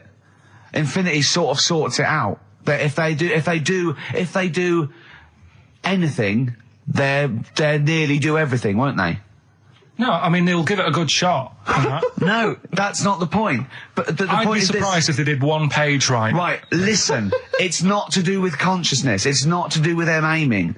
They are just bashing away at the keyboard. It's like they're used to show that there isn't consciousness. They chose the chimpanzee because it can type, presumably, hit the keyboard. It's because they hadn't come across you at the time. Yeah. It's to take out thought out of it. It's to take out reason and trying, right? It's just random. They're saying that if you typed enough things, if the computer was left typing everything, if you left it for an infinite amount of time, and they chose Shakespeare because there is meaning behind it, and it's difficult to get it exactly right, to show you that Infinity would come up with it's not just Shakespeare, it's every novel. It's everything. Fairly eloquent there from Gervais. A quick riposte, please, from Karl Pilkington. No, I'm just saying, what I don't understand, if it hasn't read it, then how does it know where it's going? Listen, right, okay, listen, right, Can I just explain to people, right? Some people have said, oh, why are you cruel to Karl? He drives me mental with things like that. What do you mean, wow? Can I just, let me just, just take a breather for a How do moment. I do your editing? It keeps coming in the week. You know that I work here properly, in the week, don't I? Yeah, I've got a proper job, Yeah. Should be 9 to 5, but I normally get in at about 8 o'clock and work A lot till of people about getting 8. 8 o'clock. Working hard, trying to do my job. 3 times this week, I've been rushing around. I walked past my little studio. He's sat in there, all right? Now, because I've got this sort of job, I can get away with it. I said to him, if I was a doctor, would he keep coming to me practice? If you were a doctor, there'd be severe problems with the NHS. Oh, imagine that. The standards would have lowered so much if you can arrive at the hospital you're a We'll doctor. pop in, I'll go to lunch, don't we? We have a little lunch break, don't we? I go, come on, let's go now. He goes, I'm busy. I go, come on, let's go now. He's going, oh, you're doing me head in. Well, when I was talking about the monkey conundrum with Karl, he said to me, right, if I had a day off work and I was, say, watching the TV and with one hand I was typing a typewriter, would I type Shakespeare? I mean... Yeah, but you see, there's certain things. We were talking a little bit about this stuff the other week, weren't we, when we said, you were going on about Einstein, and I said he's not that good. You know, E equals MC squared. You know, it sounds good, but I've never used it and that. Right? I've never used it! You haven't used 2 and 2 equals 4, Karl! The fella with an apple fell on his head. You know, it could have been anyone sat under that tree. Do you know what I mean? It's just annoying. Lucky. And It just happened to be a genius. Newton gets all the credit do you know for what his I mean? laws of the universe. Well, other people were working whilst he was having a lunch break under the tree. So in a way, it's like he didn't deserve to have that success story. Again, forget the apple and the tree and whether he was sitting down having a lunch break. It's totally irrelevant. Yeah, but what I'm saying is there's certain things that will just happen. You know, it's like, I think we were talking, when we were out eating the other week, we were talking about Noel Gallagher. Well, this is the reason the monkey discussion came up, right? Noel Gallagher... I don't know what to say. I don't know what to say. Rick, I don't want to misquote Noel. I'm gonna be like Herbert Lom in Clouseau. I'm going to get a twitch whenever he opens his mouth. I don't know where to start with some of his statements. Well, as I say, this discussion began because we were talking about a quote that Noel Gallagher supposedly gave. Now, I don't want to misquote Gallagher, but the gist of it was that he said, had I written Wonderwall or whatever, instead of the Beatles writing Strawberry Fields or whatever, I'd be the one that was considered the great songwriter and it wouldn't be the Beatles. You know, it's just the fact that they came first that meant that they get all the credit as being the greatest band. I don't know where to start with that statement either. I mean, that's Gallagher's thing, and he's, you know, well, whatever. We know what we think of that. What was your point, Karl? You agreed with him, didn't you? Yeah, I reckon, right? Do you know we've talked about putting a baby in a room before and it'll know what colour it is and stuff? If you've got a room that's painted red, right? But forget that, because that's going to confuse Hear him out. Listen to me. Say if they did some new TV show, right? Like, what's that film with Jim Carrey in where The Truman Show. The Truman Show, right? So they make up a little room and some woman has some kids and you say, right, let's put the kids in this room, and they don't know what's going on outside. They don't know anything about, like, EastEnders and that. It's like their little world, right? They don't know anything that's gone on. How could a child survive without EastEnders? Right, listen. So you sat in the room, right? And then when they're all asleep, right, Wait for this bit. someone Have you heard this? Yeah, bit? wait for this bit. They're all in a room. Yeah. They're asleep. Yeah. someone pops in, puts a guitar next to the bed, right? Nips off out again. They wake up in the morning, and one of them goes, "What's this?" They don't even know it's a guitar because they've never seen one, right? They're talking English, though. Yeah. We just left guitar out of the vocabulary. Right, so There's plenty more to come. one of them will pick it up, and they'll go, "I don't know what it is," and they'll start strumming. They'll go, "That sounds good, doesn't it?" Give them a few weeks, they could come up with Hey Jude. Whereas, typing Shakespeare, a monkey that can't even spell, I see that.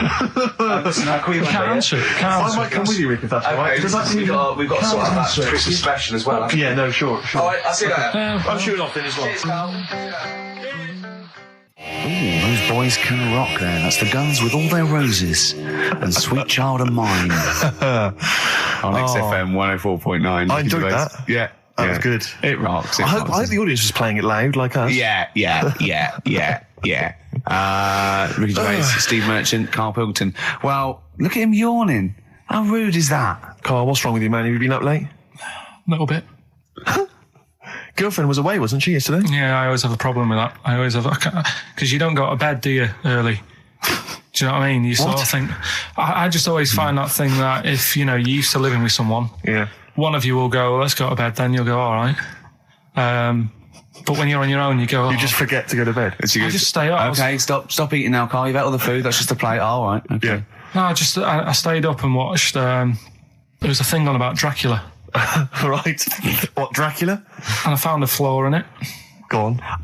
Not the fact that he's the living dead and and drinks blood to stay alive and he doesn't reflect. And he can in turn into a mirrors. bat. Well, and you can go on. The mirror thing, you can't look in mirrors, can he? Well, he can look in mirrors, but he can't see himself in a mirror. Yeah. That still doesn't work. Go on. It doesn't work at all, Carl. It doesn't work Go anyway. on. Well, Centre parting's always really neat.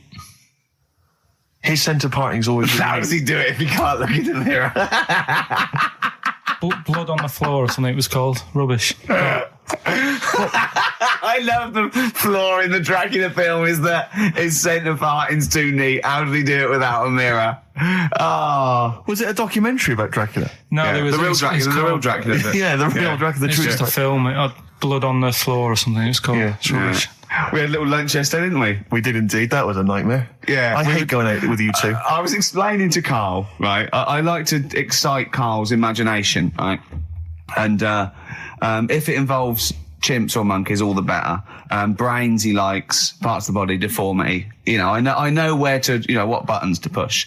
And I told him about this thing. I don't know if any of you out there know about this, but there's an experiment they did in the 50s, a clinical psychology experiment where there's your two hemispheres of the brain, okay? They're joined by a thing called the corpus callosum, right? Which is just a little flap of skin, like a little scarlet lead that joins your two hemispheres. And what they did, they cut that in half, and they thought it was a cure for schizophrenia, but what it turned out to be, or epilepsy, I think, I can't remember, was that your two sides of your brains didn't function together. You couldn't get information. I was telling Karl all this thing, and one of the things I told him was that they did it on a monkey, and it fought itself over a nut.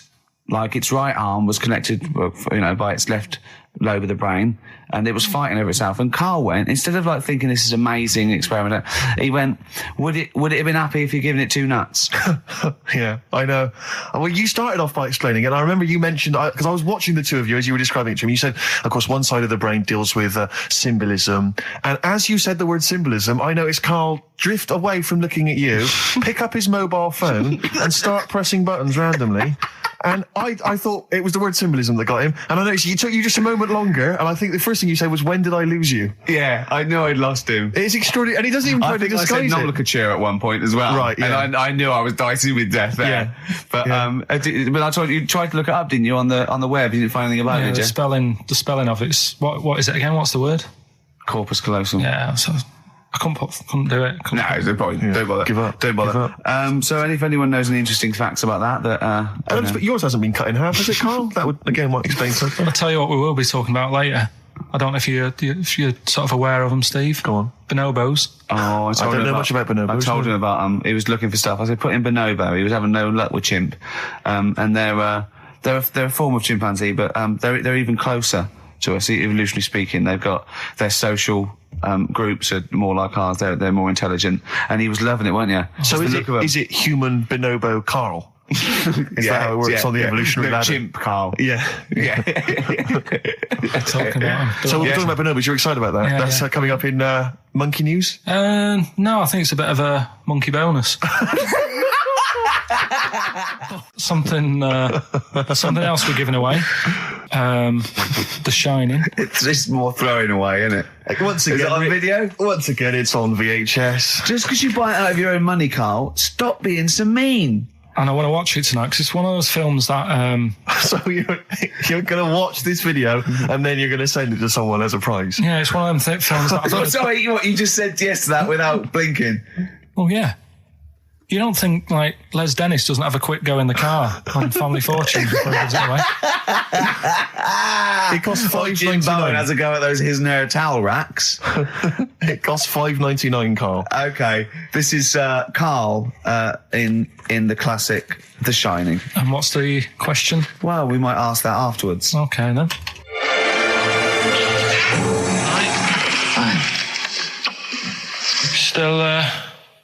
Still trying to write the book then? Yeah? Yes. Good.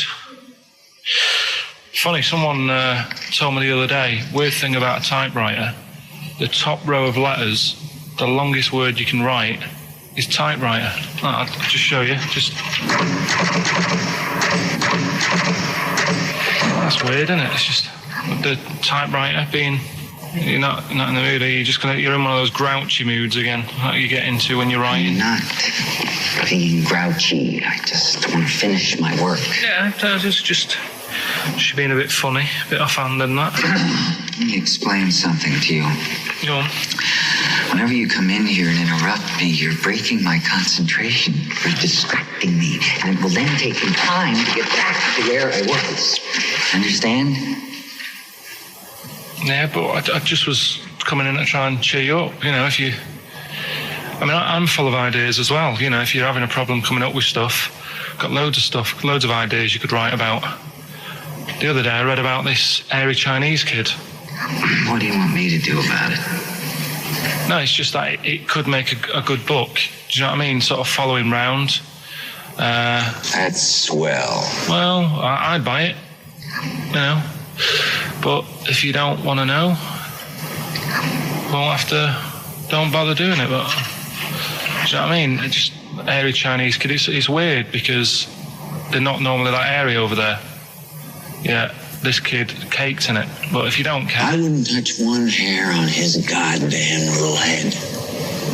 You wouldn't have to touch any hair on his head. Like I say, he's covered. Leave the head alone if you want. Touch his hands. He's totally covered in it. But I love the little son of a bitch. Well, don't go that far. You haven't met him. But I can sort it out. I'd do anything for him.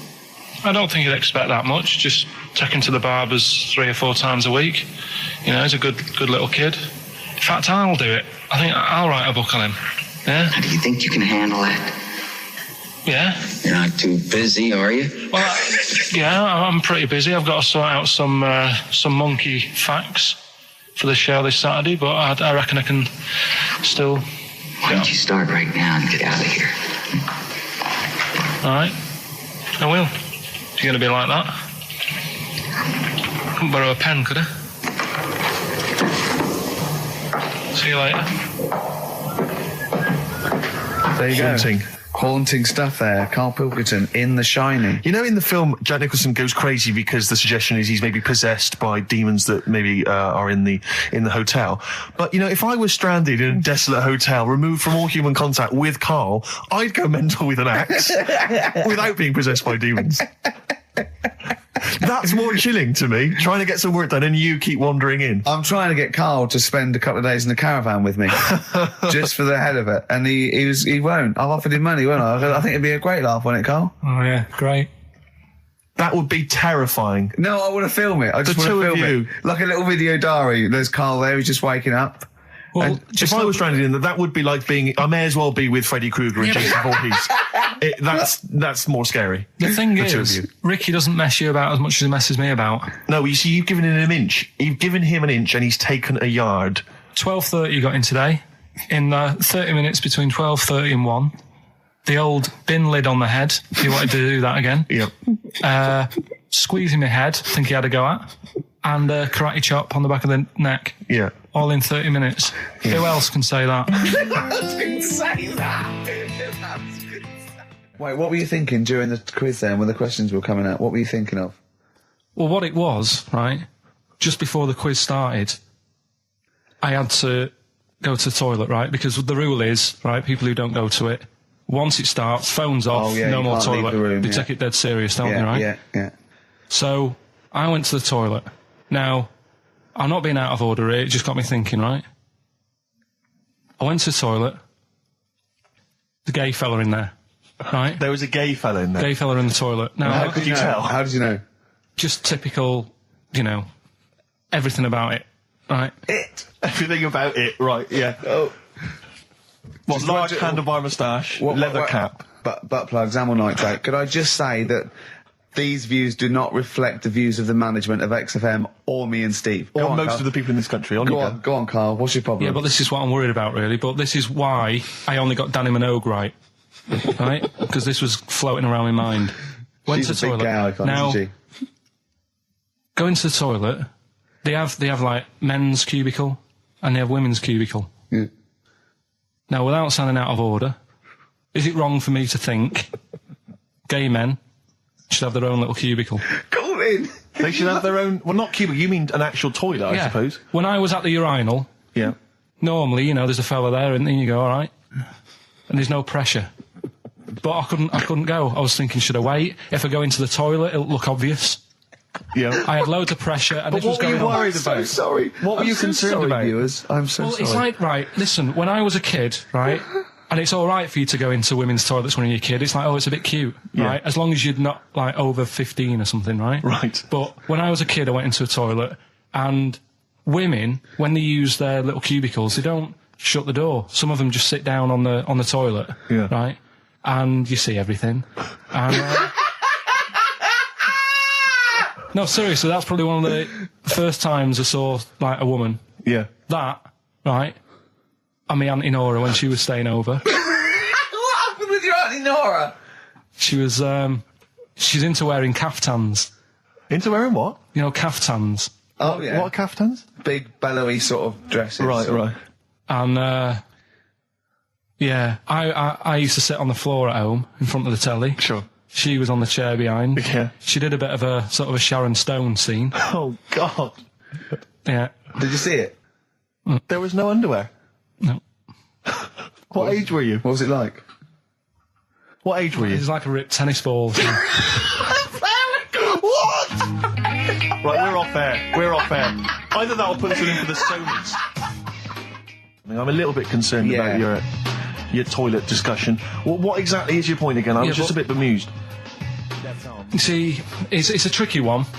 All I'm saying is, right, there I was at the pub quiz. I go to the toilet, not thinking about anything. I try to go, right, there's a little gay fella next to me. I love this little gay fella. Now, the weird thing is, there's nothing stopping him having a little glance, right, because he's allowed in the fella's toilet. Yeah. Now, I'm not allowed to go into the woman's toilet and have a little look round. Right.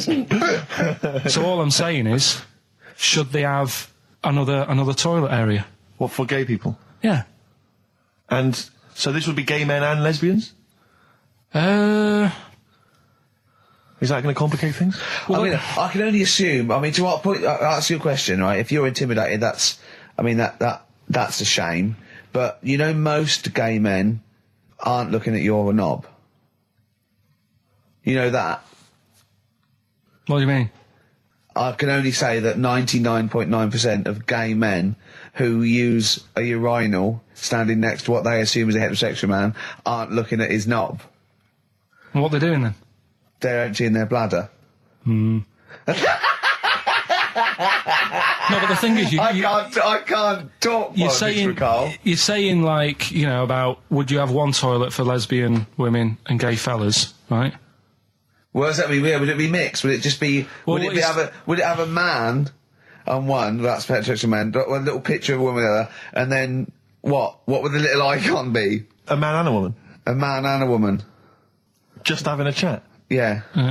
In pink and dot But lines. you couldn't mix them because then what would happen is you'd get people who are going, oh, I'll play up to this a bit, What, pretend to be gay? and sort of grow a moustache and shave their head. And pretend to be a lesbian. Right. Yeah. So I see. So people pretending to be gay so they could go in and have a look at the lesbians. Yeah. Right. So that would mean that we need 4 cubicles now, would we? Yeah, no, this is fine. 4 cubicles. So every pub How now... many toilets do we need at the Every pub's moment? now got 4 toilets. Oh, Karl, bisexuals. Yeah. Now, interesting. Bisexuals. How many toilets do we need now? Call the council. Do you use any? Huh? No. No, because they're interested in everything, aren't they? Because the little bisexual fella will be looking at your knob. Right. With them, Yeah. what you do, you just have a door, you open it, and there's one urinal there, so you can't get a queue. They have to sort of wait. I just thought that, well, why can't there just be a thing between the urinals so no one can look at anyone else's knob? Wait a minute. Just to go back to Ricky's point, what stops, even if we've got the toilet for gay men, what stops the gay men who want to have a look at your willy going in the regular toilet and pretending that they're straight? Most men don't Who is going to police this? wear gay across their No, head. exactly. They don't have a tattoo. There's no branding yet in the British house where they have to declare. So we're going to have to expand this. What So we've do all you- got to carry identity Do you know cards. you can see a gay, can you? Coming a mile off. No? No, I'll just hold it in next time. No. Can you tell gay men? Do you know a gay man? I'd say probably if you did if you lined some people up and said point them out, I reckon I'd get. But hold on, we're not talking about people dressed in leather with the arse cut out and an handlebar moustache. Yeah. We're talking about, the everyday, No, non-seen. of course, no. Well, yeah, but I mean, suppose I put you in a room and there was 10 naked men, right? Yeah. And there's 5 gay men and 5 hetero. Could you walk along that line looking at those gay... Am I naked? No, you don't have to be naked. Why would you have to be naked? To catch them out. Play a record! How would you catch them out? Don't go into it. Don't go into it. Don't go into it. Play a record. Right, there was this. This is what it's like about getting presents and stuff, right? With my mum and dad. Go on. My mate Colin, right? He Colin had, Makin? No, Colin Bailey. Oh, right? yeah. He had a little Sinclair Spectrum, right? Yeah. Computer, Yeah. which was like the thing to have at that time, right? Yeah. Used to always go round to his house. The deal was Not the one you had to play through the window because you weren't allowed. no, that's another lad. Oh, right? yeah. This is a different lad, and the deal was he came to our house, and my mum gave him a pie, and then I'd go round to his, and I'd stay there for a few hours playing, Hungry Horace and stuff like that on it. Sure. Right? Now, my mum and dad knew that I really wanted one of these computers, right? So I waited about a year. Came round to Christmas Day. I thought, I reckon might have one. Turned out they bought me the wrong one. They bought me a ZX81 instead of a Spectrum, right? And Christmas Day, I'm there trying to load the games up. It's not working. I'm thinking, what's wrong, right? And the thing with me when I was a kid, I used to get quite sort of agitated. This quite easy, is the moment. right? I found out that it needed a RAM pack to make it work, right? Looking in the thing and it's saying, and make sure you put your RAM pack in the back. And I was like, oh, where's the RAM pack? And my dad's going, I don't know, I've got you the main bit. That's it. So I was that wound up, I just was sick, right? Just sick. I didn't feel sick or anything, I just was like, oh God. Went to the sink, just sick. Because I was that on edge about it. I said, come on, we've got to get one. And my dad's like, Tandy's shut. We're not gonna get anything today. Ruined again, Christmas Day. That was after the year when my train set got blown up by our kid. The following year, no RAM pack. And now you ask me why don't I get good presents? He's scarred. He just I'm gonna die. Honestly, I'm gonna die. He's just clean sick. Yeah. There's no RAM pack. Did you get to the bottom of it? Why wasn't there a RAM pack? You have to buy them separate. Oh, It's one of them okay. cons. What do you mean I can't play Frogger? Oh no. So, wasn't there another incident when you threw up? Spontaneously threw up? Through sheer anxiety? I do get it. It's not so much now because I've relaxed a bit, but as a kid I used to be quite on edge all the time with certain things. Do you think that's what happened to your The cat wind. that kept being sick? That it didn't get the food it wanted? And it just threw up? Do you remember that? Yeah. God, so they shaved it. Yeah, but again, you see, the cat thing, I mean, it's mad. I was thinking about it the other day, right? I used to think I had quite a normal upbringing, You didn't. right? And someone was talking Your about the mother cat. once told you not to go to school because it was windy, Carl. It was Yeah. not a Right. normal upbringing. The cat was being sick, so she shaved it, so it was easier to clean. Right, well, my mum and dad went on holiday, right? And I stayed at the Rosses down the road. Oh, yeah. Only a kid, must have been about 5 or something, right? And I was always running around in the house. I had a lot of energy as a kid. What the Rosses did, they had this cat that was dead violent, the most violent sort of angry cat I have ever witnessed. A tiger. It was honestly, Steve, if it was bigger, it would have been, because it was just always having a go at you. Yeah. If you went to pat it on the head, it went to bite you and stuff. And what they used to do with it, to stop me running around, I'd sort of be running around, and then I'd get a bit tired, and they'd say, have a lie down on the settee. So I'd lie down on the settee and I'd nod off. And what they used to do, I'd wake up and I'd put the cat on my belly. Right? So I'd be scared to move because it's like it's going to get me. but it would keep you there. It kept me there, and it used to sort of slaver on me, and they'd sort of, go out or whatever, and I'd be lying there. That's not normal, is it? Carl, sorry, were you created by the Brothers Grimm for one of their fairy tales? What kind of a life is that? A cat paperweight to keep Karl in place. He keeps blowing around. It's windy. We'll have to weigh him down. Be careful. Your mum probably told him that it's a windy day. You got to get something heavy on him, otherwise he just gets blown into the road. God bless him. Rick, I sometimes get off at the tube at Tottenham Court Road if I want to look at the record shops before I come into XFM, and I always cut through Chinatown. Oh yeah. And every time I come through Chinatown, the same thought always strikes me. I always feel like I want to just gather all the little locals, all the little Chinese fellas, just gather them round and just go, guys, in what way is this a town? It's not, is This is not, at best, what you've got here is a novelty street. Yeah, Gerrard Street is not a town, No, mate. it's not a town. You've had this for like 100 years. It's not expanding. Yeah. You can't just call it Chinatown and claim it's a town. If I was them though and you did I go, what are you talking about? It is a town. It is a town. It's What- our in what town. It is a town. It's our town. We got all lots of stuff. Where's your church? Where's your mayor? We got a betting shop. Not enough? It is. See, all you've got here is restaurants. No. That does not a town make. No. Got a little supermarket with snacks. What does it sell? Snacks. Specifically, I would imagine crackers. Yeah. Do you want to buy a dragon? Do you want to buy an ornamental dragon? If I wanted to buy one, this is where I would. Do you want to buy a gold dragon? Is it made of gold? No, it's made of plastic, but it's sprayed gold. Do you want to buy that? It's not a town. It is a It's town. not a town. Yeah. And it annoys me because when I first came to London, I genuinely thought Chinatown was going to be this amazing, what they've got there is You'd hear a gong and every time we went in there, and there'd be rickshaws and people walking on those little sort of wooden shoes. You know those ones? They're brilliant. They are just comping around in them, but nothing. It's nothing. It's just. Yeah, exactly. Yeah. It just reminds me of, have you ever been to any of those sort of museums? You tend to have them up north where they've got you sort of sit in a little cart and it sort of rides you through kind of, I don't know, it might be, Newcastle, the Victorian era. Yeah. Could I have half a pound of those sweets, please? Exactly. Of course you can. If there were some animatronic men, it would just be an exhibit. Yeah. Although their concession to being 100 years ago is that there's some scales in the shop and there's a horse outside. Yeah. That's it. That's it, exactly. Yeah. The traditional sounds and smells of old England. And the voice of going, of course, there was no television. Exactly. Amazing. Yeah. Amazing. Brilliant. Yeah. Welcome to Chinatown.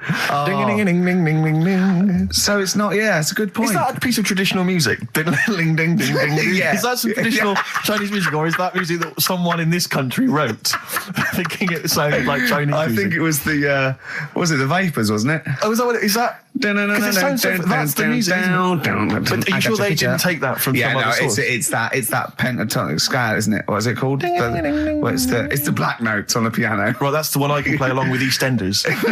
Yeah. Do you know what I don't get with it? Go on. Chinatown. Yeah, Chinatown, because I always walk through it on the way to work. A couple of things annoy me. First of all, I think it's bad business, just because if you've got a Chinese restaurant, put it somewhere where there isn't any others. It's a good point. Yeah, but it's also a community. They're not just a theme park for other people. I remember going out one night with Suzanne and some friends, and you got there and there's so much choice. It's that dilemma of, forget it. Well, not really. Specifically, do you fancy Chinese? Well, no, but why don't you go to the one with the dead ducks hanging in the window? That's my favourite. That's the other thing as well. It's like, normally you put your good stuff in the window. If that's what's in the window. Yeah. Right? Yeah. And the other thing that annoys me, walking through it today, there's always lard on the floor. What, in the street? In the street. It is, honestly. I'm scared I'm going to slip over. It's because all the restaurants and that. But why is it? That's another point. Well, it's not oozing out of the restaurants. No, but why is it? I don't know what they do. Careful. Listen, no, but why is That's why they used to wear those little wooden shoes. No, okay, we've got... No, but the thing is as well, they try and wash it with water, which doesn't work with lard, and it's like oil. Famously, yeah. Do you know what I mean? Even I know that. Yeah, you've got to scrub it. So, you think sorted that out. Yeah, you think they'd know, wouldn't you? Yeah. Right. Anyway, thanks for your thoughts on Chinatown, Carl. I'm Ricky Gervais, with me Steve Merchant, Karl Pilkington, pressing the little buttons there. XFM 104.9. What's that? What's that little Well, I think I do more than press the buttons. Right, you see, this is it, right? Karl has had a little strop on since last night, okay? And He's had a little strop on? Yeah. You said strop on. I just wanted to clarify. And, I don't know why. He says that I'm an annoying person. He says that I wound him up, right? Which I don't know. He says that you're winding up because you're sort of like negative about I'm everything. negative? Yeah.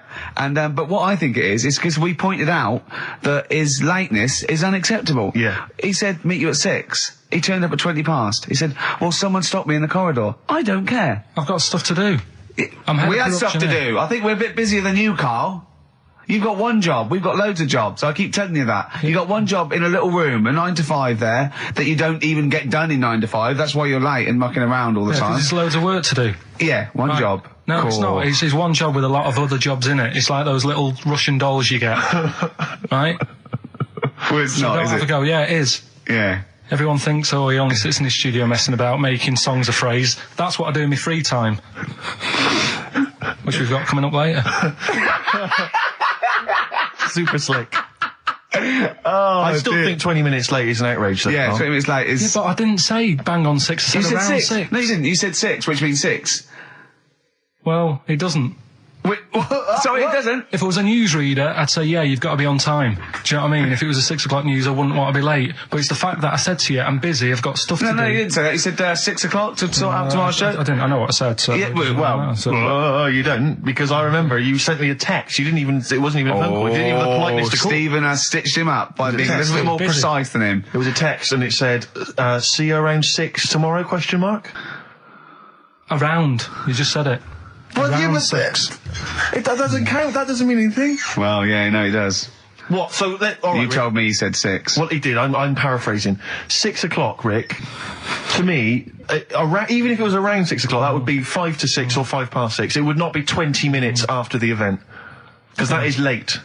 Well, you've got nothing. You see, you haven't even got an excuse. Yeah, but then I turned up, right, and I said, right, well, let's not argue about this. Let's come up with some good new features, because we've been in Cheap as Chimps. That's gone today. Good news. He never liked Cheap as Chimps, Karl, did he? Right, he never liked it. Do you know what? Do you know who's took it further? Donald McIntyre.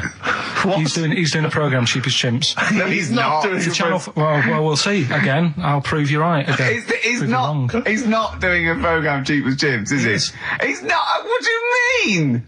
He's doing. I saw a trail on Channel 5, and it was saying, you know, is it 5 or is it about 20 past 5? He's doing this. He's done that. You know, now see him on Channel 5 because he's moved to Channel 5. Right. He's saying first big problem, chimps. You know, they're deer and that. And no, they're not deer. He's getting confused. No, 50 odd grand for a chimp, and he's saying, you know, he'll look into how much you can get a gorilla for. What are, in the name of God, are you talking about? We'll talk about that later. But I don't know what. I'm just saying that's another idea. And then, so go on, you got off, this is why you never get stuff done and you're late. You got off the point, you were talking about arriving late. Yeah, I know, but I'm just saying to you now, I turned up late, so I said, right, well, let's not argue. Yeah. I said, let's do some stuff. Yeah. You weren't having any of it. I think at one point you were trying to be sick on my leg. I do remember that. Yeah. Why? Just for fun? Yeah. All right. That's when I started getting annoyed. He was very annoyed last night. No, yeah, okay. Yeah, I can see where that could be annoying, but you just got to think, hey, look, say what? It's, you know. Well. I think you rub each other up the wrong way. Yeah. No, that's the problem. Well, no more Cheap as Chimps today. Right. Nothing to replace it because we didn't have a chat. Songs of phrase, we're doing that. You can win some stuff. Yeah, we've got the film that we haven't done for the last 2 weeks. The final film, we won't be doing that. Let him down. There's 2 weeks. So you're 2 weeks late on that. Yeah, can I just ask, guys, is there going to be some great music? Yeah. Well, what about something from the Only Ones? Yeah. Another Planet. Brilliant. Yeah, but it's all the time. It's not just, I mean, you haven't done that with me, taking your clothes off and that yet. But, like, last night we were sat in the pub and I was saying, right, you know, let's not even worry about new features then. Let's get the current ones, you know, going. Like what? Good. Like, the one that I was trying to work out, the cheeky freak of the week. Think of that! Yeah, but Think of that, though, as a normal conversation. Yeah, but I'd looked online, right? I didn't find that much. I found, actually, I'll tell you what I found later. Brilliant. We're looking for them, right? And then at one point, I think you said to me, go and, you know, what about the Guinness Book of Records? Yeah, you know, they'll have, like, the best freak in the world or whatever. Yeah, ever. So I said, yeah, bring one in. Now, you've got one at home. Yeah, I've got a couple. But you couldn't be bothered carrying that in today, so I had to go out of the pub that I was at. Yeah. Nip into Borders. Yeah. Buy a Guinness Book of Records. Yeah. Out of my own money, $18.99. Yeah. Bring it back, and then you said, I don't know if I want to do this feature. So it cost me 20 quid for that. I had to buy a video for Silence of the Lambs film clip. I'm actually out of pocket at the end of this. But do you want to work with me is the thing. If you want to work with... people would pay that sort of money to work with me, Karl. You're a lucky bloke. Think how many people think, Karl, he gets to drink and sit. Yeah. Well, you making a cup of tea and I surprised, didn't I? It's little surprises. You know, last night, do you know when I left the pub in a bit of a mood because I was just fed up with not getting anything done? Yeah. Walking down the road, I was thinking, how can I get out of this? How can I stop having to work with them? And thinking, I wonder if I leave, I wonder if they'll be funny and they'll go, and then my boss will be giving me stick. And thinking, how much notice have I got to give out? And all this is going through my mind. I'm walking home and I got in, said to Suzanne, I'm sick of it. She's going, you need to do it when I get a new kitchen. And I was like, yeah, but how big does the kitchen need to be? I was saying, do we need a big kitchen? Can we get a small one? Have we got enough for a small kitchen? Do we need so many cupboards? Can we just have wood instead of steel? All this, trying to get out of doing this. Yeah. It's always I always feel like, you know, because I like to think that I'm not perhaps as bad as him. Yeah, You annoy me in different ways. Like what? How does he annoy you? Well, stuff that, you know, I come up with ideas, say Cheap as Chimps. Yeah. Rockbusters springs to mind. Yeah. 15 like Taiwan. 15 Taiwan. Let's just remind people what 15 Taiwan was. It was a little feature that I wanted to give a run, you know, give it a little run, see if people like it. The premise being? No, there's no premise, it's just a title. No, we were going to get 15 sort of ornaments, you'd explain them, and then people would call up and say, that one's from Taiwan. See, God, you just explained why I didn't think that was a good idea. Yeah, by explaining the good... No, but you know the funny thing is, Steve, right, I was walking down Regent Street on Monday, walked past one of these big stores, right, and they've got all famous quotes on the windows, right, and one of them was something like, an absurd idea is often a great idea. Yeah. Do you know who said that? Go on. Einstein. Yes. Which made me wonder, if you were his mate, would he ever have done E equals MC squared? Or would you have said, don't bother with that, it's not going to work? Because that's all you seem to do. Everything I come up with, you put down. Yeah. Well, that's one thing. He's negative, right? I don't know why. I don't know why he is. What else? He messes me about. I get him concert tickets for stuff, and you say, I didn't bother going. Yeah. That is annoying. You come in, you know, 5 minutes to go with tracks that need editing. Yeah. The little bag, that bag that was free. Yeah, you got a free bag today, an XFM little rucksack thing. Yeah. You were like, oh, what's this? What's this rubbish? Yeah. Ricky said, I'll have it. They're great. He said, no, I want it. Yeah. Well, it was free. I needed. I'd give that as a gift or something. So, I mean, I think on reflection, Steve is probably a little bit more annoying than me. I won't go that far. You are annoying. If I had to go away for a week somewhere, if it was a quiet place... Well, you are again, aren't you? That's 2 holidays you had this year, I mean. If it was a busy place, I'd probably go with you, because people, do you know what I mean, staring at me all the time and that if I'm walking around with Steve. No, I'm just... Can I draw up a list of reasons I don't like you, Karl? Just being honest. What? I'll tell you, because the list of reasons I don't like you is incredibly long and getting longer. Just saying. Do you want another slap? Eminem, Sing for the Moment, on XFM 104.9. I'm Ricky Gervais. With me, Steve Merchant, with 5 little hamburgers. Got 5 burgers here, yep. And so I don't know, how should we begin, Karl? Do you want to just look at the size of these burgers? Look, they can see it on webcam, can't they? They can see us stuffing these burgers into your mouth. And by the way, I'm filming this, Steve. Look, Brilliant. Look, I've got a camcorder. Yeah. We'll put this on unseen footage on a DVD or something. Or maybe on the website. On the Oh, Karl, what if you break the record? Okay, Karl, I'm coming round now to just monitor this and adjudicate. What's the web? If people want to see this on the webcam, what is it? XFM.co.uk. Right, okay. Hold on. Can I, Steve, I'm can not I do being that? funny. I'm not being funny, right? But I think I have got like a bit of a wheat thing. You've got a bit of a what? A wheat allergy Oh, thing. don't give me that. No, seriously, my head's... I've been eating a lot of shredded wheat recently. And my head's got a bit bigger. Carl, I don't think you can let us down now, mate.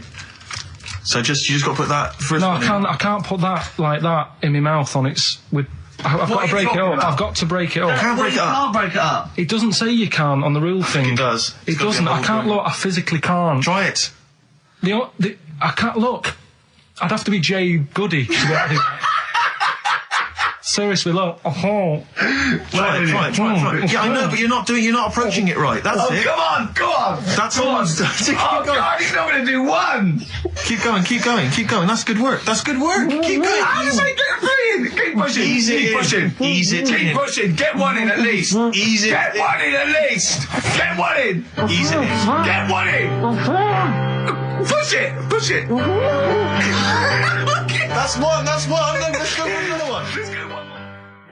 I reckon you've got to rip it up a bit. Okay, do that then. See how many you can get in. You've got to get in two. No, just one. No. Well, it's three, I think. Pack it in. What do you do? Pack your cheeks first. Honestly, Steve, my head is swelling a bit because I have got a wheat thing, a wheat allergy. That'd be good, then there'd be more room. Right, okay, look, Carl is now just sticking it in his cheek. Right. Yeah. Don't eat any. You can't swallow any. It's like a hamster. You've got to work it like a hamster. Yeah, stick it in. Come on. He looks like Marlon Brando in The Godfather. Come on. Don't lose any yet. Right. Pack it in, then use your fingers to pack it in. Come on. Wedge it in. Like you're grating the bath. I can't do this either. Keep going. Keep going, don't give up so early.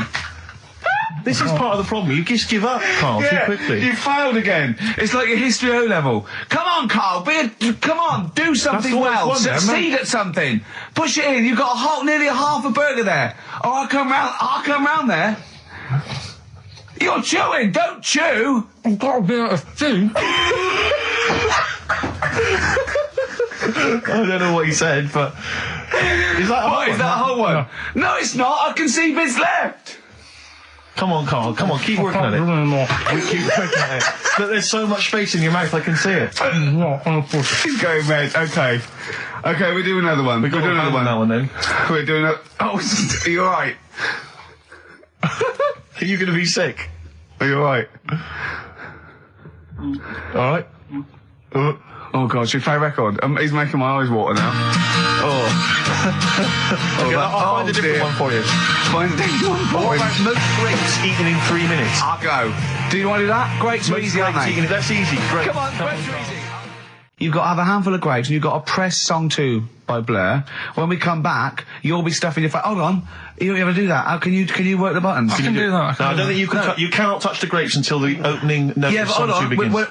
When the Blur 2, when song 2 stops, can we just push up the fader? So because you'll be stuffing Don't worry, your face. we're almost. Let's go. If we go. Okay. Any second now. Okay, right. You're Okay, ready, 3, 2, 1, go! And he's off. Good work from Carl there. He's approaching it cautiously to begin with. Cautiously. And he's keeping Well, let's just, just keeping people. Come on, don't make him laugh. He's choking. He's choking. Oh, Carl, quick! keep going, Carl. Come on! What happened? Did you just throw up? No! Don't make him laugh! Oh, Come on! we can make wine. Come on, Carl. You're doing so well, Carl. mate. I want to go. Come on. Only. Why are you making him laugh? That was a world record attempt. Come on. He's over. Keep going. Come on! You got 25 seconds. Come on. Oh, I think that was a shame actually because you were doing well, but something went wrong. I know, and I think those are bigger grapes than the ones I've seen before. They're quite big grapes. Look at his face, he looks so despondent. Come on, Carl, 8 seconds. Just a few more. 5. Come on, what's the matter? 2. 2, 1. It's all over, Carl. It's all over. Better count how many you did. Just the... You can get good at this. We can get good at this over the weeks. I think that was a fairly pitiful attempt, actually. I really thought you had a... It's interesting, actually. These are harder records than you might think. Yeah, I know. 6, 8, 10. How do you feel after that record-breaking attempt? Not happy with that. What are you not happy about? The fella who did it, was he in hospital and just had loads of grapes and was bored? I'm sure he wasn't producing a radio programme, that's for sure. Well, to be fair, neither are you. What was tricky about it? What did you find hard? I think having Ricky standing over me, sort of shouting, "Go on!" isn't normal. No. But so that wasn't... He hasn't eaten any! Hold on, that's 50, you have to. That's quite a poor attempt then, by the seam of it. Would you think about trying to maybe do that again in a couple of weeks? Would you do some practice and try that again? Leave it for the experts. And I noticed a tricky point, maybe sort of when you had about 50 seconds to go, you seemed to be spewing things into the bin. What was that? Again, mainly Ricky standing over me. 88. He's got 88 left. Okay, so what's the mental arithmetic there? Because we put how many in? It was 150 in the thing, wasn't it? What did I say? What did I say I had left? Well, I'm not doing it again, 88. so... You had 88 left. So it's 62. God, you're only at 62. What's the matter with you, Karl? There's people start you at 62. That is rubbish. That's disappointment. Let's leave that. So you failed on 2 world record attempts there. 62, and the record's that is rubbish. What were you doing? Oh, yeah, but like I said, I've got a small throat. I can't drink a drink quick. Ever since the Mr. Freeze Pops when I was 6, that I nearly choked on, I nearly died on, I can't go back. It'd be like asking, I don't know, someone who got run over to play Frogger or something. What's Frogger? What, you mean real life Frogger? Game. Well, just a computer game brings back memories, doesn't it? And I can't do that. What's Frogger? Does Frogger get run over? Yeah. It's a little frog that has to run across a busy road. Do you know who he reminded me of? Apart from Hamburglar and Zippy and all that. When he was mentioning those grapes, because of the shape of his head, it looked like a game of Pac-Man. Yeah. It did, as he was getting to him, it looked like... We should have had that music. It looked just like it. Oh, God. Do you remember there was a board game version of Pac-Man? Was there? I mean, the only thing that Pac-Man had was the fact that it was on a computer and it was a little face eating things. But imagine that as a board game. But there's board games of, like, things that you don't need board games for. Yeah. It's like there's board games of charades. Do you know what? You don't need that. It's like parlour games. Board games of let's watch the telly. Yeah. Let's play sit around. And it's all like 1999. You don't need it. New from Mattel, a stick. Simply run along, clanking it against a fence or a metal grate. It's fence stick. And the picture of it, like, oh, Nan, that's my stick. I'll tell you That's what. my fence stick. Do you know I saw in a shop recently the board game of Cold Feet, the TV show. That is a winner. You are John Thompson. Yeah. Go back. Yeah. It's a good game. Drink 8 pints. Go on. Songs of phrase. Songs of phrase, nicely done. Right, we'll get this going. How do you feel, Karl? Yeah, all Again, right, all disappointment. right. Disappointment probably to your family and friends. Well, I don't think they'll be that gutted, to be honest. Right, songs of phrase. Well, Carl, why don't we play we'll come up with songs of phrase, because it's a big tease. People love that. Yeah. It's one of the hot new We've got quizzes. one more thing for you to eat. No, I'm not doing any more of that, seriously. Play a song? Right, songs of phrase next, right? That was rubbish, that half hour. Rubbish.